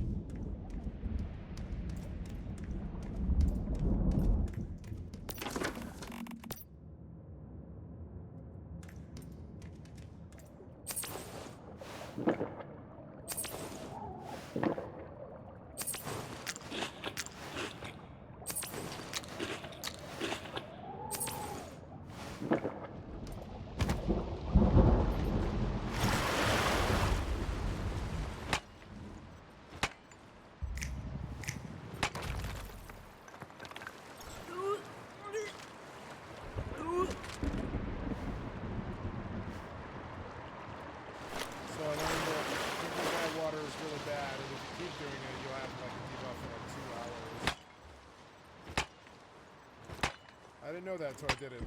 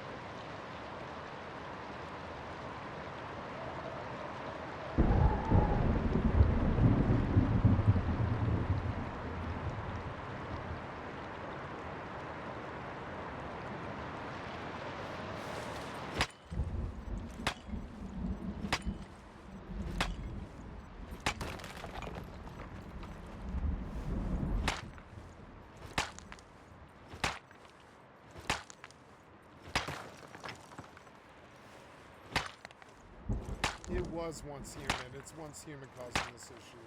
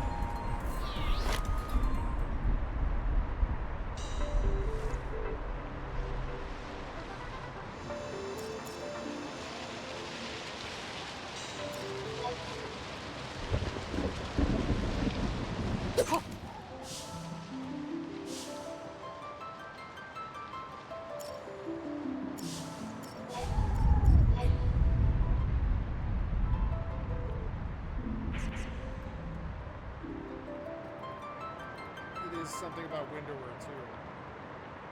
It's not just once human. It's one. Well, yeah, it is once human. Once human Windower too.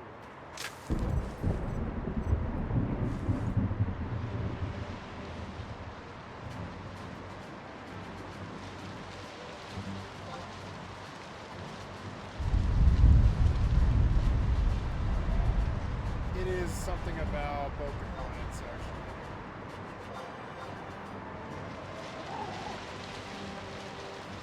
But they're running, and that's fine.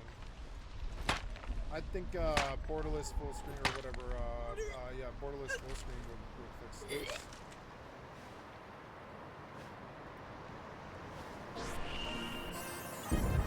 All tapping correctly is driving me crazy. It's something to do with, I can't alt tab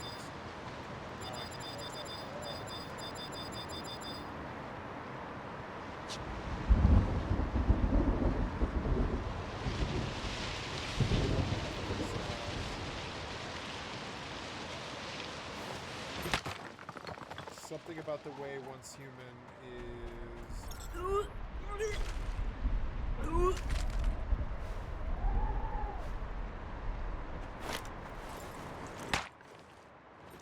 Yeah, it is once human, and it doesn't need to run in window. It's fine without it, I think. Let's go take a look. It's that... Or, well, I think. I don't know. It was locking. It was like locking. Let's try putting it back in full screen again to see how it does. Yeah, that's like a little better. Hi, kitty. Don't sit on my keyboard.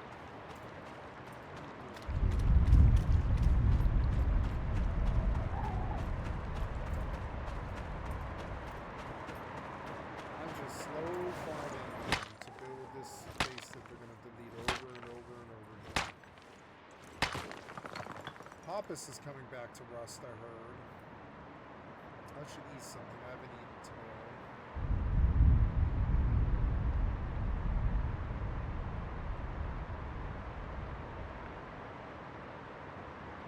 Saudi Arabia problem.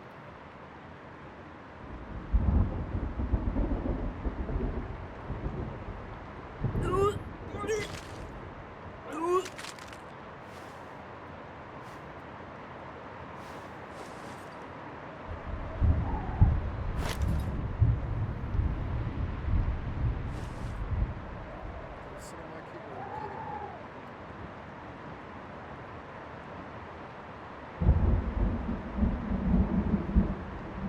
kitty. 5 reasons War With Me is perfect for introverts. So a lot of new players think War With Me is super social because you hear words like sect, guild, multiplayer mode, and dungeons. But honestly, it is one of the most introvert-friendly MMOs out there. The system does all the communication for Alright, so first, these two criticisms, there are also other reasons this game with the wrong expectations. They thought like it is straight up an MMO or like they can go to the MMO mode and experience everything there. This is not the case. The MMO mode is literally just a lobby. You can just go there, socialize with people, do some fun stuff. And there we go, we're done.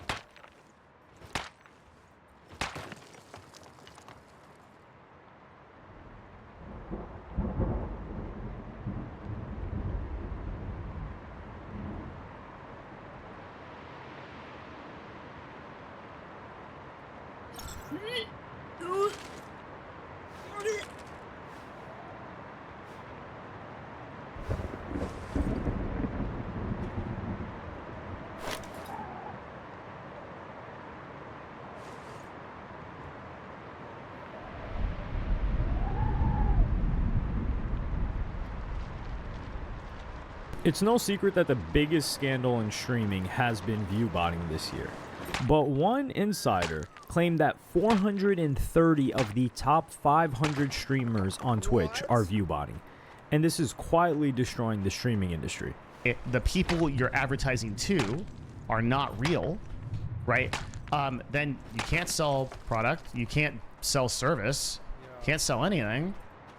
And that means advertisers are wasting money. So they leave. And XQC, one of the biggest streamers, believes that this is killing the platform and has been more than happy to name and shame the people he believes are responsible.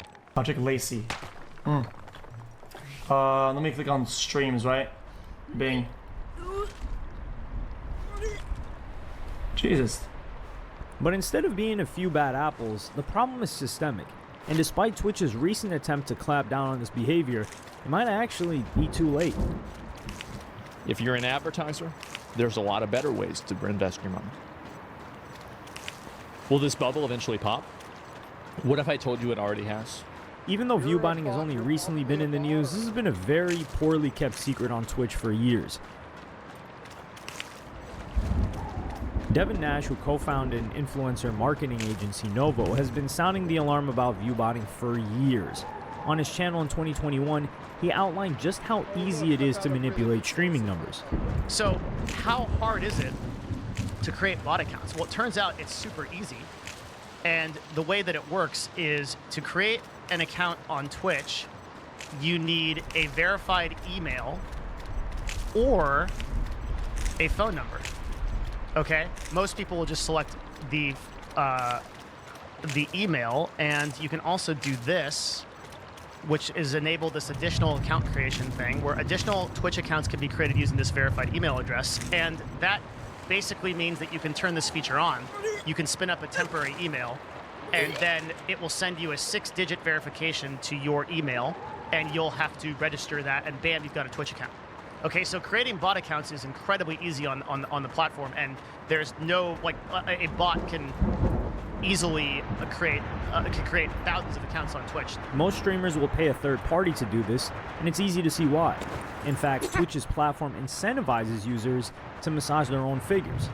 Because the way that Twitch's system works in the directory is if you go to the directory and you look at these streams, most of the streams are sorted high to low. Now, there is a recommendation system in place now, but if you go to New World right now, which we'll come back to in a minute, you'll see that the streams that have the most amount of viewers are the streams that are gaining a lot of traction. And in individual research, you show that about the first 10 streams are picking up viewers from the directory, and beyond that, these people down here are not really getting a lot of viewers from the directory. The biggest sign of view botting is if a streamer has thousands of viewers but very little happening in the chat. However, this is merely evidence that you're dealing with a rookie view bot.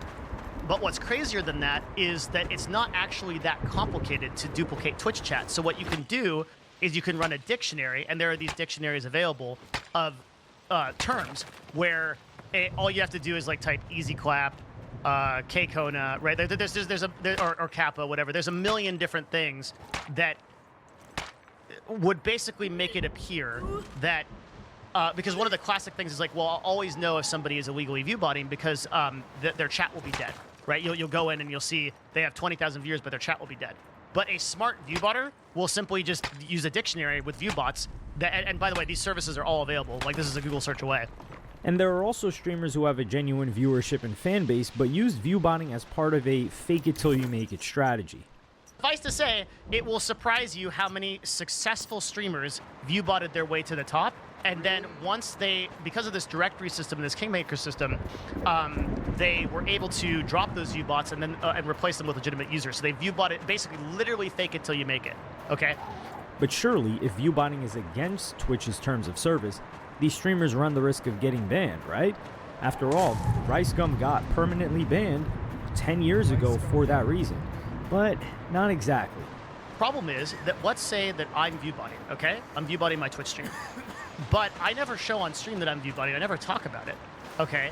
There's no way for Twitch to know that that's me that's view botting, or if it's not somebody that's view botting me maliciously. So if someone like, so let's say that in a situation where I have 10,000 viewers, and someone else is legitimately view botting me, right? They signed up for the service, typed in my name, and now, like, they're sending those viewers to me. Well, I would get banned, theoretically under terms of service that work this way. I would get banned for view botting, but I'm not view botting. And then somebody is view botting my channel, and there's nothing I can do. And indeed, this happens a lot. You'll find content creators report that they've been view botted, and I legitimately believe them. Like, they're not view botting themselves, but they're getting view botted by someone who just simply signs up for the service, maybe to troll them or make them seem less legitimate. There's a million different reasons, right? The only way you can get banned is if you accidentally show that you're view botting on your screen or openly admit to doing it. So the rewards of view botting far outweigh the risks. On top of that, there's even a form of view botting that's perfectly legal. This is not technically a situation where bots are watching your stream, but another way of massaging your viewing figures. F-Extra-Life is a gaming publication that has its own stream and its own popular website. And this is what happened when they embedded their stream on their website. So here we are on fextralife.com. Well, that's weird. There's an embed of the exact same stream we just watched. So what's happening here is this embed is on this website being embedded right here, and it's counting as a view. So I'm counting as one of the viewers right now, even though I'm not logged in. I'll prove it to you, okay? We're gonna go to, we're gonna go here to a live view right now of the FX Life logged in users versus actual users. So running this right now, we see there's 63,222 people that are actually logged in, and 6 moderators and 1 person. Let's go back to the Twitch stream, and we'll see that there are currently 81,035 viewers. So if we subtract the number of logged in users, we get 17,813 people that are unaccounted for. These are not real people. They're people that bounced off the website and hit this embed and then got counted as a view. But Devin then explained the bind that Twitch finds itself in. If they heighten the security needed to open an account, they risk losing genuine new users. So if you say, look, everyone needs a verified phone number, then there will be a huge percentage of people who just will not bother with that because they either don't want to go through the trouble or they don't have one or whatever. And that reduces your user acquisition. And for platforms, especially social media platforms, the final issue is user acquisition and that users stay there, that they post there and that they live there. That's the most important thing. So Twitch were placed in a situation where they had a problem that was only going to get worse, and there was very little they could do about it. In 2022, one famous streamer made a very bold claim at just how bad this problem had become. In August of 2022, Trainwreck said this on stream. Obviously, there's no like proof or guarantee, but like I genuinely wholeheartedly believe 80 or more % of large creators on the platform are view botting or being view botted. There's this tool, right? And like I said, it's not definitive proof at all, but I've always like had like a feeling or like I've suspected it because a lot of things don't make sense. And I know how viewer count makes, you know, a lot of people very insecure, right? But there's like a tool that like it shows you % of your viewer base of who has accounts and who doesn't have accounts that consistently watch. And most of the large creators in the top 100, their average is like 50%. So 50% are like have an account on Twitch and the other 50 are unaccounted for, 50%. And then like it'll go all the way to like maybe like 20%. And then like I looked up mine just to kind of, because I know myself, right? I looked at mine just to collect data, and my average is 99% have accounts. Like the most it'll get up to if like I'm on a roll when I'm gambling and I hit like 48K viewers, it goes up to maybe like 2,000 or 3,000 no accounts, which is still like what, maybe like 2 or 3% max. Asmongold was another streamer who was very vocal about this issue and even confronted someone live on stream about embedding. This one here. So this is a stream that you did on November 29th, and you had 7.9 thousand viewers, and you had 14 followers. And if you look at... Go ahead. I don't know. I gotta have to dispute that. That doesn't sound right, man. Okay. I took off the embed earlier on this year, man, and you know what happened? I dropped like 2, 3, 4 places down into the directory, and the people who were above me were people who were embedding. Like, that was all it. So I was like, all right. If you ain't cheating, you ain't trying. That's you goddamn right. And the logic behind view botting is very similar to the logic of doping in professional cycling. If everyone else is doing it, then you can only create a level playing field by cheating too. And you're disincentivizing people to try and do things the right way. In 2023, Fortune magazine would clear some of the air for advertisers who were worried that they were being scammed by people embedding. It read, "A Twitch spokesperson told Fortune that the company does not place ads on the embedded version of its player, so does not directly profit from the inflated views.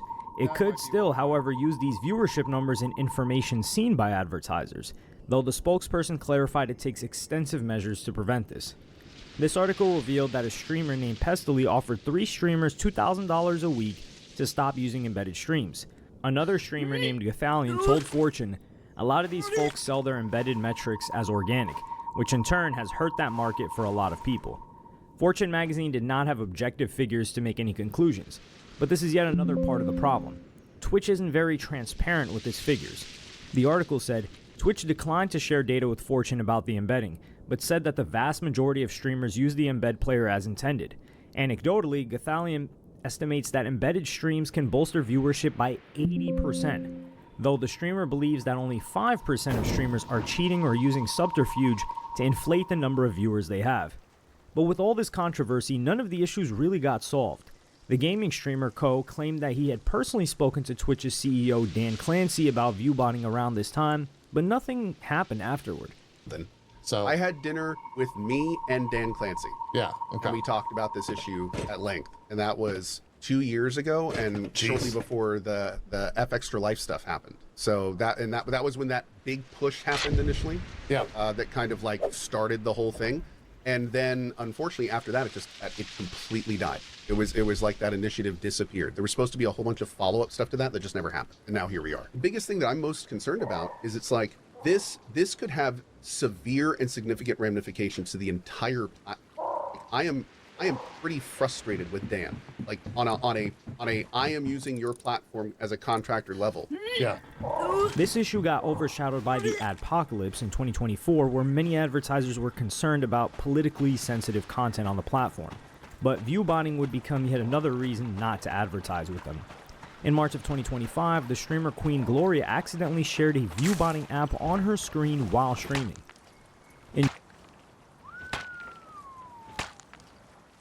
I've never seen a chat bot. Or sorry, view bot. Wow, 20.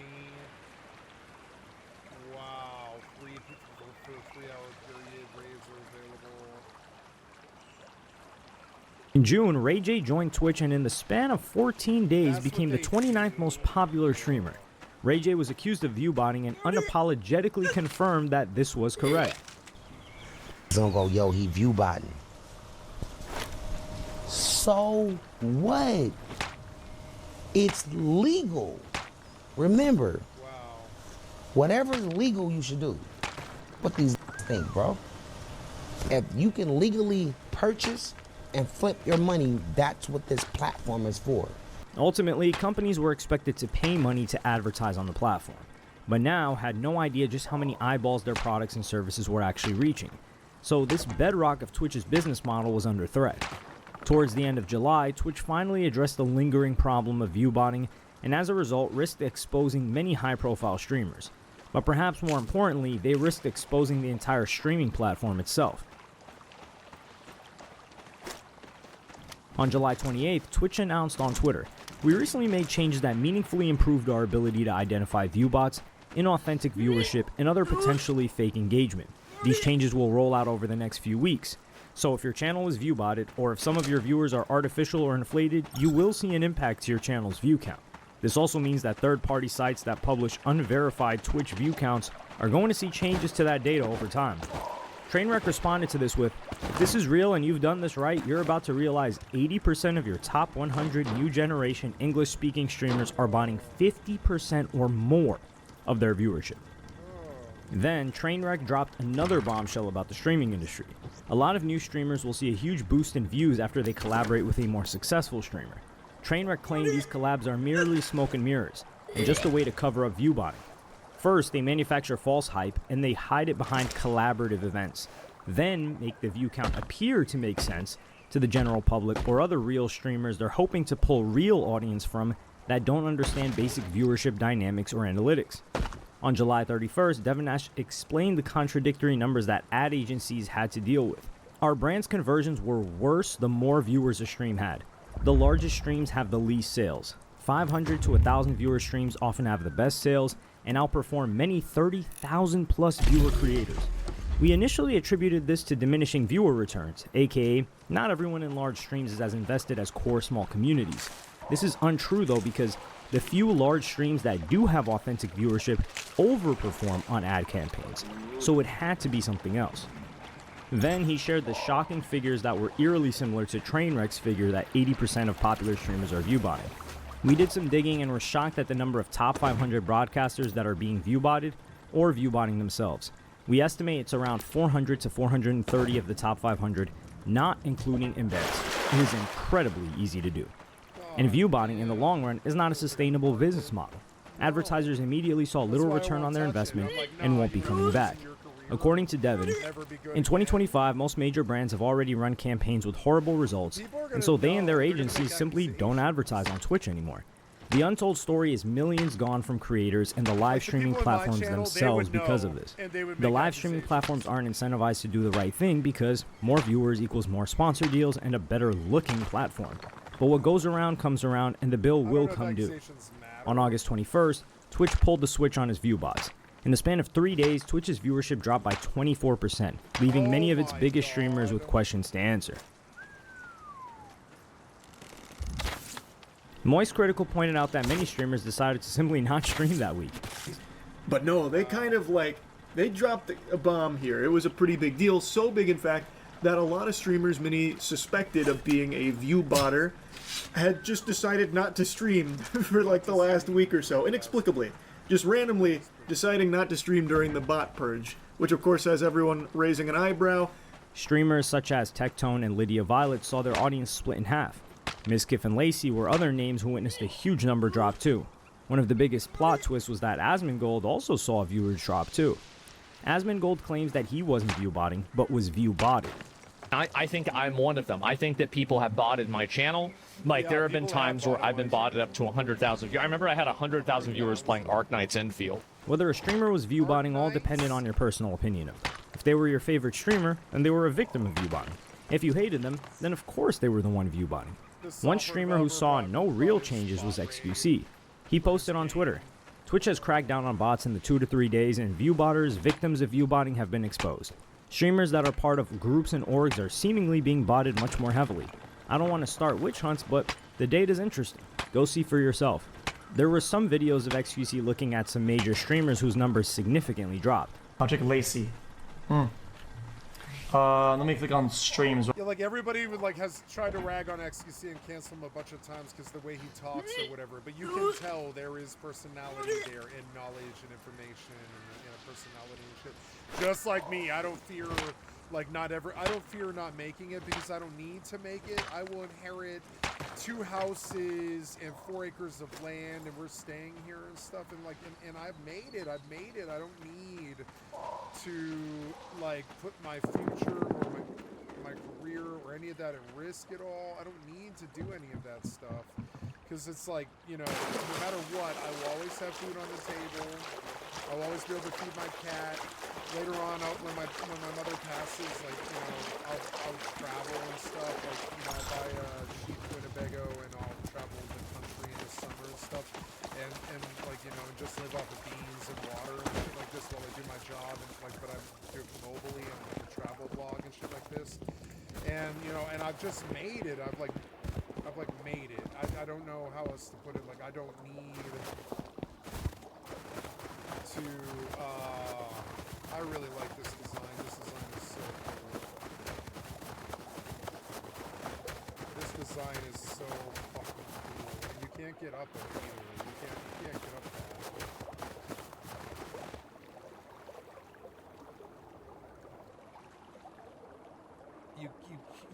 Can you ladder it? You can probably ladder it. I don't know. Can you ladder it? He messed with an interesting thing here, where if you go out into the water large enough and you do a lip around the edge, yeah, wow, that. I mean, how do you get up though? You could get to the door.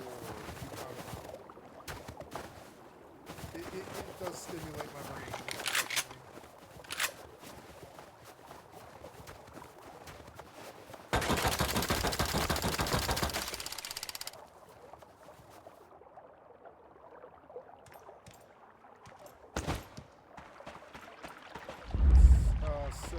I need to get my adhesive in. I am upgrading this thing, and then we're adhesiving windows.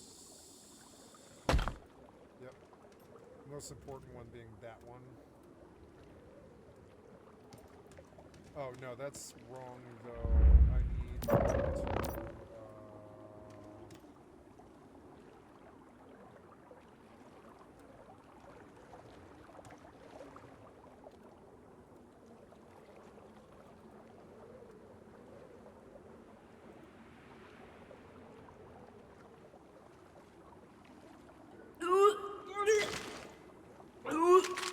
There we go.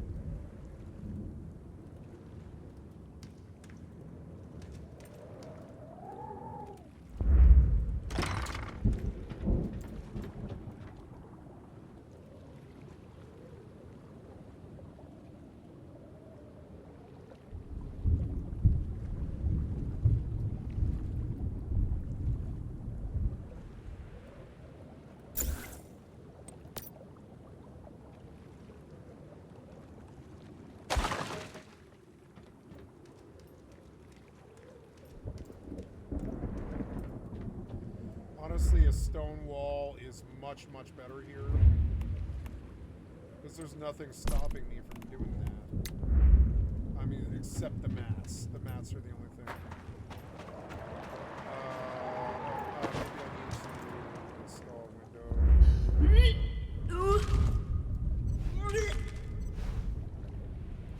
Man, she's been sick for a long time.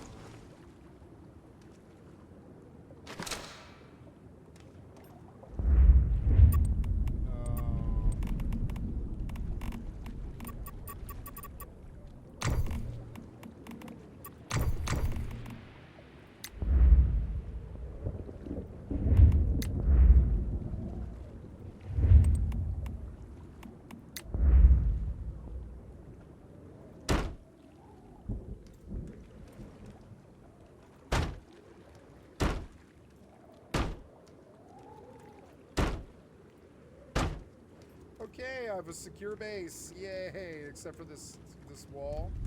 This wall I will put up when I go to bed. But I mean, yep. No, I guess I need a window here, and I'll be totally good. And then we'll do the loot room in here. I'll do stacks of boxes all along the wall and stack up in here. I'll lock the room. Honestly, I'll put a wall. Yeah, I'll put like 2 walls each night. Honestly, or I don't know, I could seal it with a window. I mean, it's not that bad. A window would be good. A window is better than just leaving the TC out. Oh, that's bad. If we could fix it. Yeah, insufficient materials. Okay, well, that's bad. Continue to work on it. She's sick and she needs some kind of whatever it's called, like med. But, oh, I have a recycler which I forgot about. I'm gonna have to charge my headphones now. Damn. Sorry, guys. But my microphone shouldn't change anymore, which is good. Check, check, check.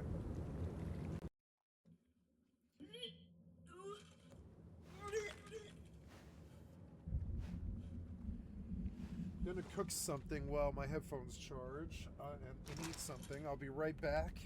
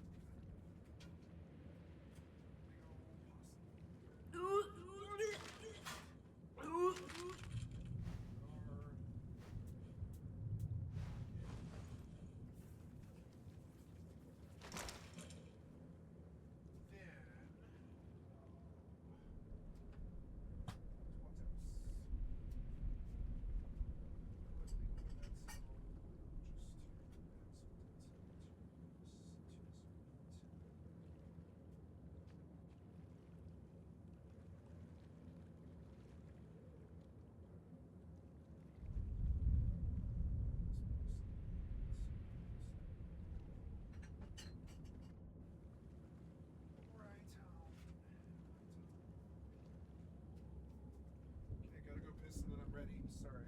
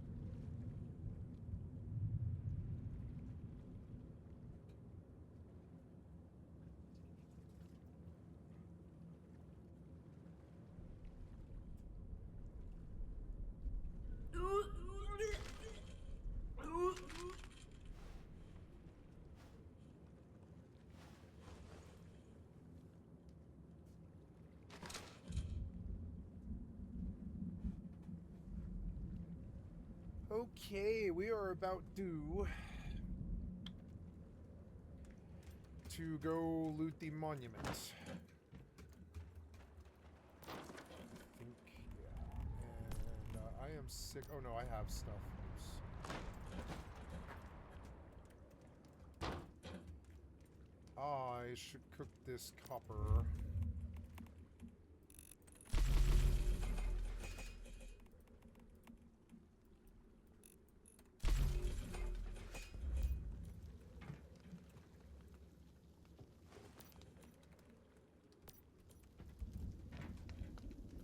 God, I love dumping an entire inventory. It's so good. So much a better use of your time than Rust. Rust has to actually do better if they want to... I guess this window is kind of hard to get back out, like get up to.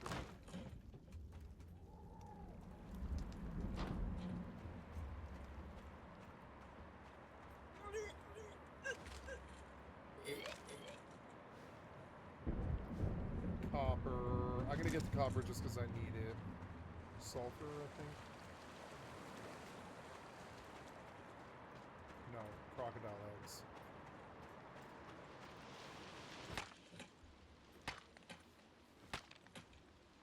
I love this game. This game's so much better than New World. I don't think the combat's good like New World. Like, you can't... It doesn't have public... It does have public raids like New World. I just don't really get involved in it. I love this game. I always have. Hi, kitty. Kind of busy. Yeah. Hello, the kitty. You are a wonderful kitty. Okay. Yep, we hit the copper, and I'm picking plants and sulfur and stuff. Copper, sulfur. I want to get a... no, shotgun doesn't really work. We're going to have to probably run sniper, bow. I'll do all my work with the bow, and if something gets close, I'll use the sniper. And I'll specialize bow. One quiet, one loud. And the sniper covers up close, medium, and long range.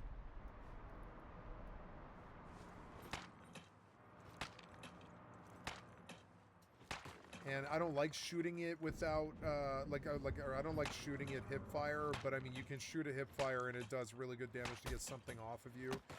Like when it pushes you. And tactically, the sniper rifle also provides a really serious scope, which is good. Because otherwise, or I don't know, you could do the same with an AR. AR's got the rate of fire to stop something closer, and it's probably the best thing to shut out a player. And it'll hit far away targets, and it has a good scope. One shot with the sniper is a lot higher damage, but you can't really fire at hip fire. My favorite, I think, is the machine gun, but I'm beginning to realize that it's actually really expensive to work your way up the bench. There's all these other things that you need.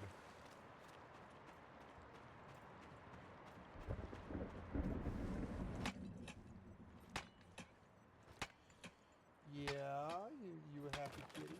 We're gonna feed you soon. It's 11 o'clock. You should relax, kitty. She's bored. She wants me to play with her with the laser mouse.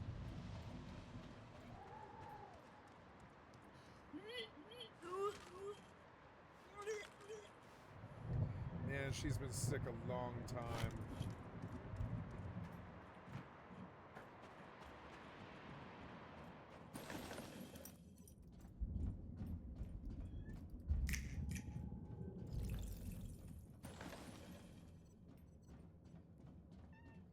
This is a good monument because it's small.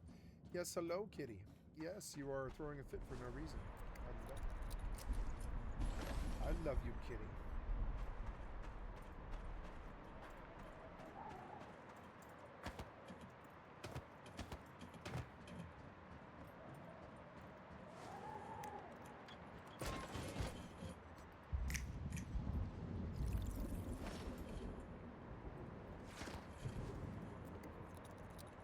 Thought I saw a shadow on the ground. I thought I saw something. What did I see? It was some kind of glitch, I think.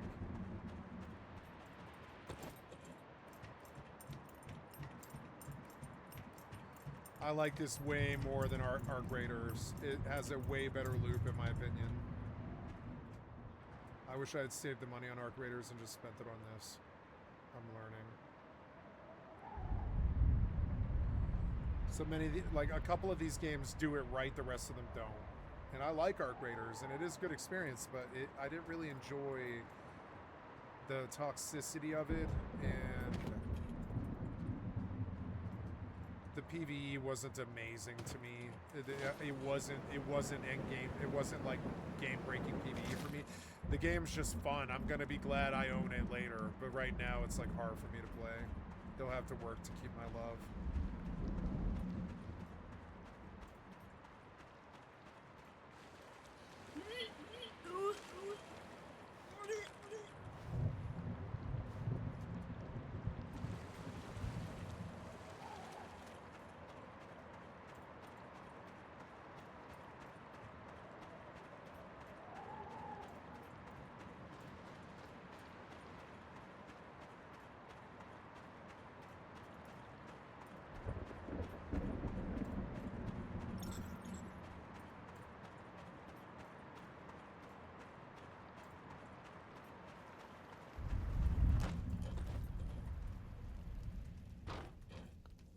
I love this game. This is like the Rust that I always wanted. It's Rust with PvE with a way better engine. And way better graphics, and way better vibe, way better weather, way better, like, everything. Like, man, I like living on the river, watching the water down there right outside the window. I wish I had a house like this in the real life. House full of windows. Just see outside, except for your bedroom or whatever. Just a completely glass house.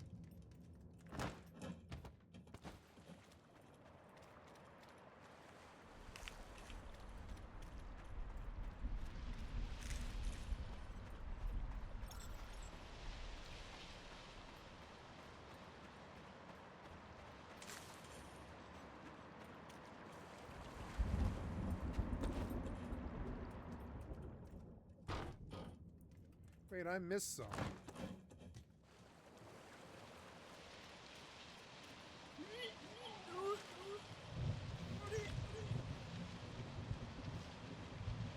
Gotta go stir my dinner.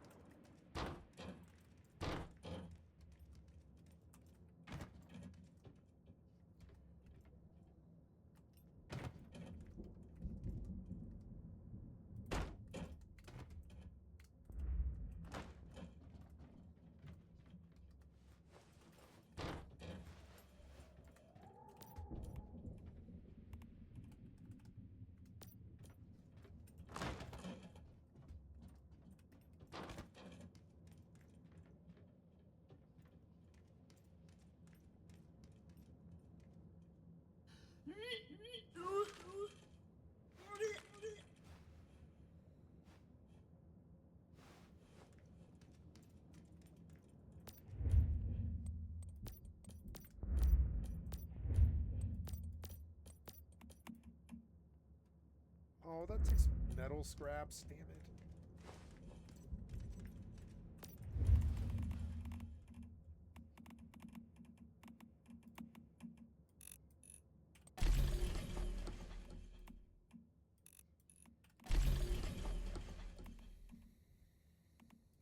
Ooh, I've got 33 thingies. Nice, yeah. Let's get some forward stuff. Like an alloy pickaxe would really, really help. I'm realizing the tools are probably my next really big thing. Oh, 9? Oh, I thought I had,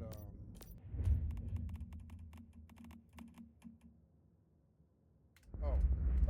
I put memory chips in the box, did I? Oops. Yeah, I guess I did. Nice. So I need progress. Probably the alloy pickaxes, forging techniques for steel and bronze pickaxes. For steel, like a steel ingot. Oh, I don't have any steel ingots? I guess not.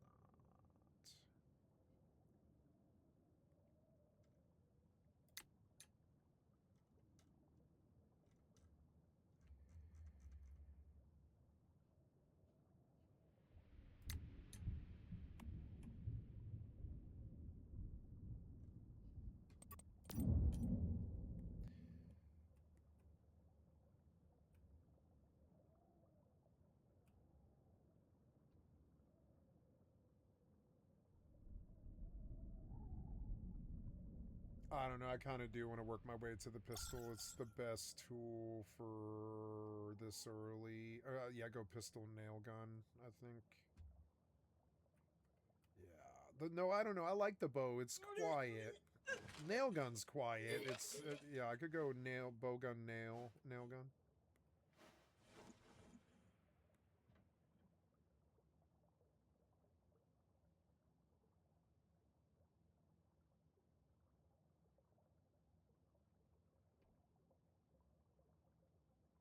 And the shotgun, yeah. So that's, yeah, I guess we can skip on that. Water storage, solar powered generators would be nice to power the next benches. We need the next benches. Gear storage is a priority. Lights would be good. Yeah, and I can unlock that for 10. That's a good one. Lights would be good. That's a high priority thing. Gear storage is 10. We'll take that. That's a high priority thing too. Specimen, fish tank, weapon rack. Oh, I just figured out something cool. You know what I can do? I can put another, like another whole line of walls around this, and I can put fish tanks all around the outer edge except for like right here, and then exit out the next ring. And just keep farming materials. I like building in this game. I like building in this game because it feels like really good reward. I need honeycomb now. I could do that in wood. I spent some... What did I buy again? It was... oh yeah, I'm gonna put lights in here. Lights. So... Furniture... Fluorescent light. Yeah, we want a fluorescent light where I work, which is like definitely right here. Yeah, we definitely want right here. Can only do 2 of these.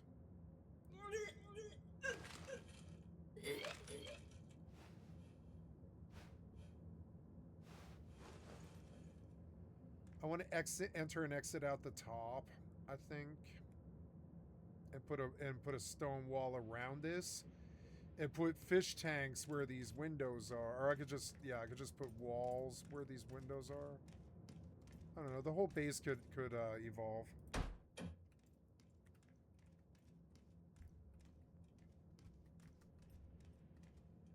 I think I want the whole room lit well. Yeah, and then...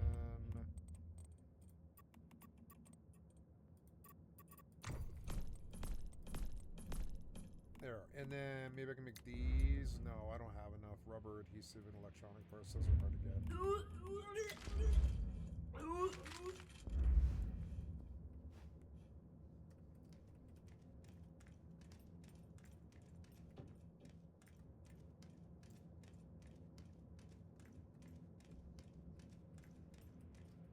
Okay, I gotta close this. Yep. I love this game. I like it so much more than Rust now. I think this game kind of came in, like Raid Zone came in instead of Rust, I think, which is crazy. I figured I'd be on Rust for a while. But nope. Oh, I need to stir my dinner. Real.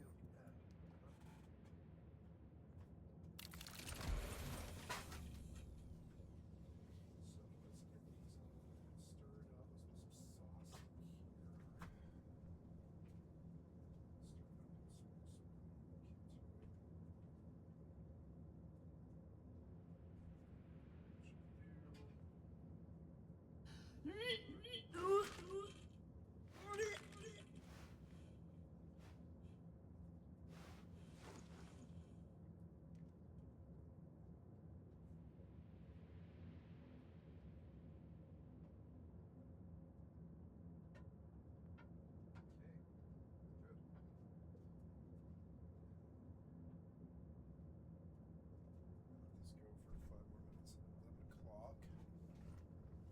take the heat off. There we go.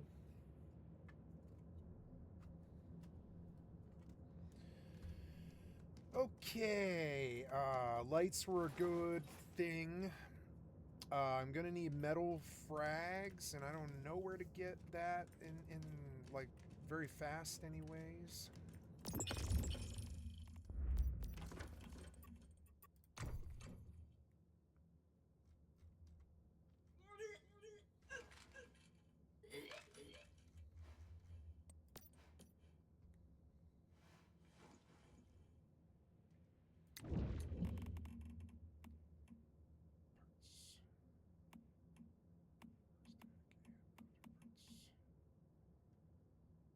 Manibus's beacon. You can, oh, you can like, what is Manibus's beacon?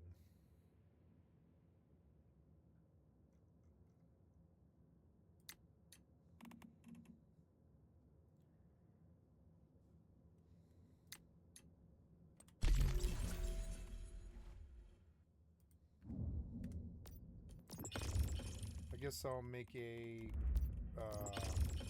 crossbow and test out the action on that.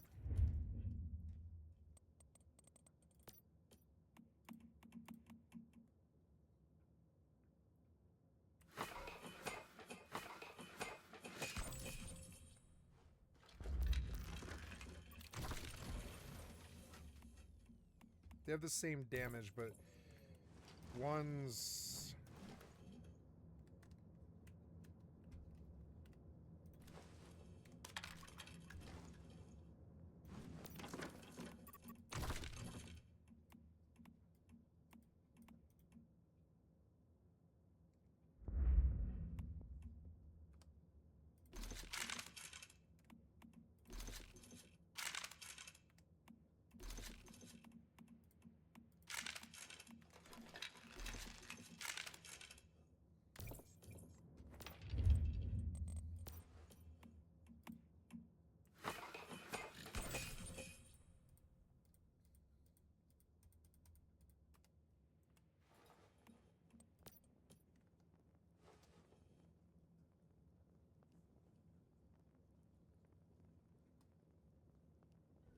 Right. Bing. Jesus. You're raging.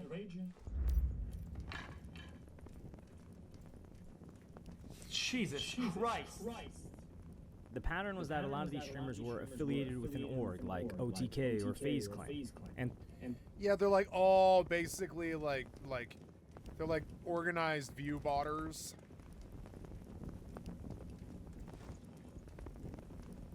Ugh.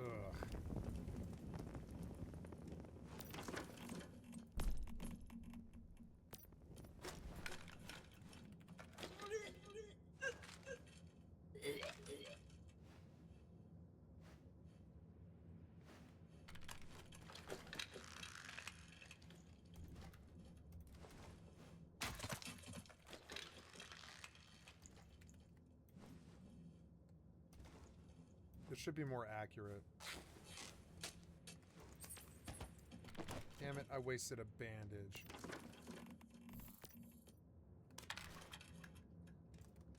Gonna cut off the heat on my dinner and start.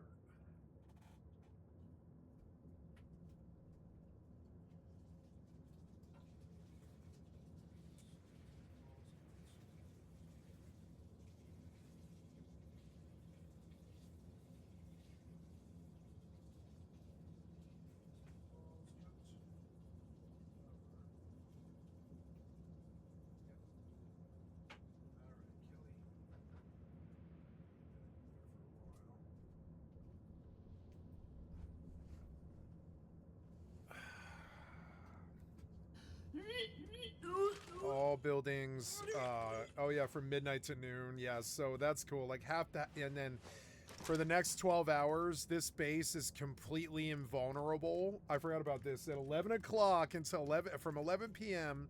until 11 a.m., like, the night people, they can't raid, and I can easily just go to bed, and I don't have to worry about the box. The walls, I'll put a wall here too, and I'll just seal walls every time I leave.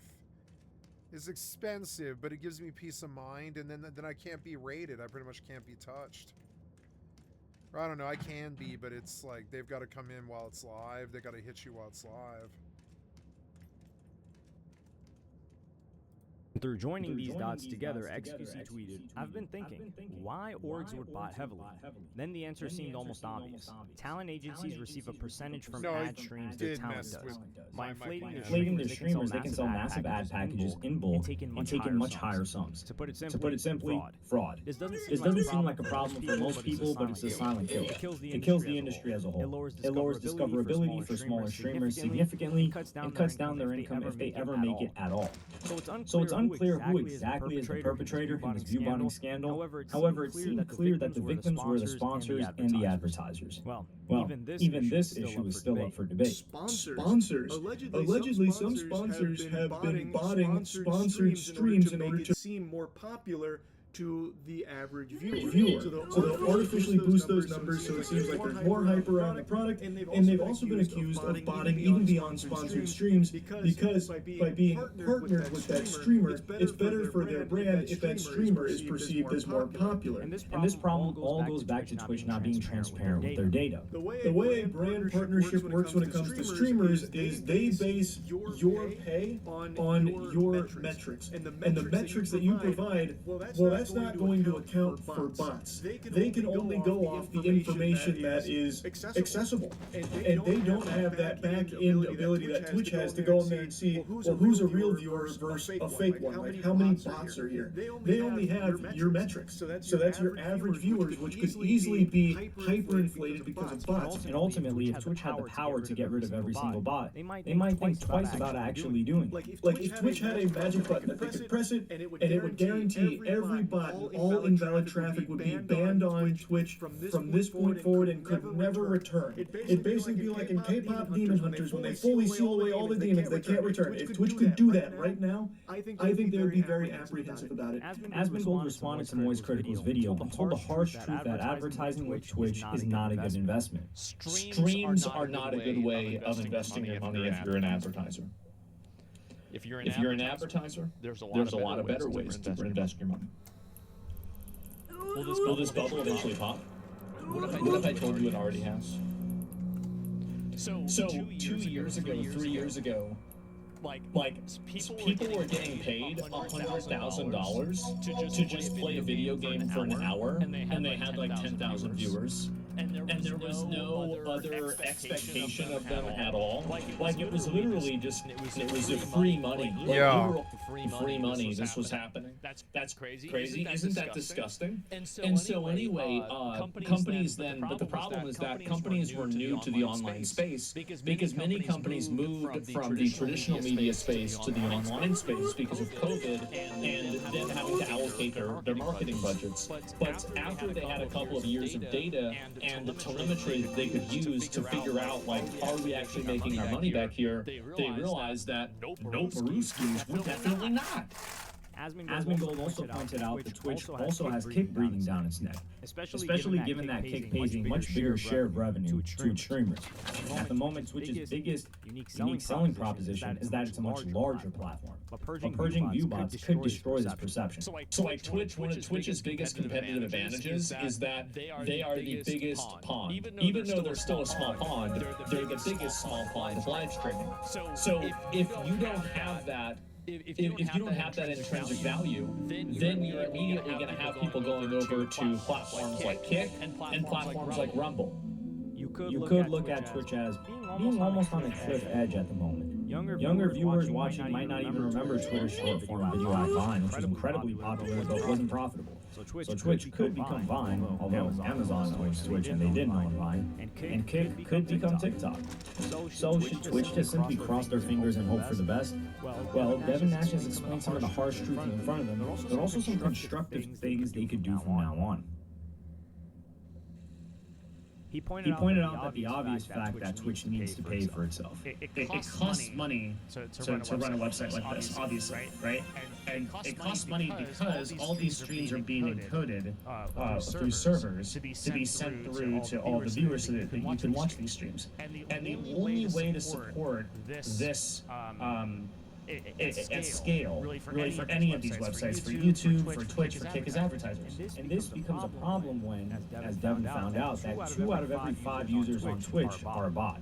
This means that the platform has an invalid traffic rate of about 40%. We're fake. Figured out that a full 40% of the website's total viewership is, at least by our data, is not real people. It's bots. Okay. So 40% IVT rates. Now go back to those numbers where YouTube advertising is 3.5 and Google at worst is 22%, which is double, five times more expensive. So why would I ever advertise there? Right? Crazy. So their IVT rate is about 40% with about 400 of the top 500 streamers viewbotting in some capacity. Now, not all of them are viewbotting themselves. Other people might be viewbotting them. They might have embeds, but that's the IVT rate. And his data that 400 out of the top 500 streamers are viewbotting. Oh, thank you for this. Thank you for the resub, Amir.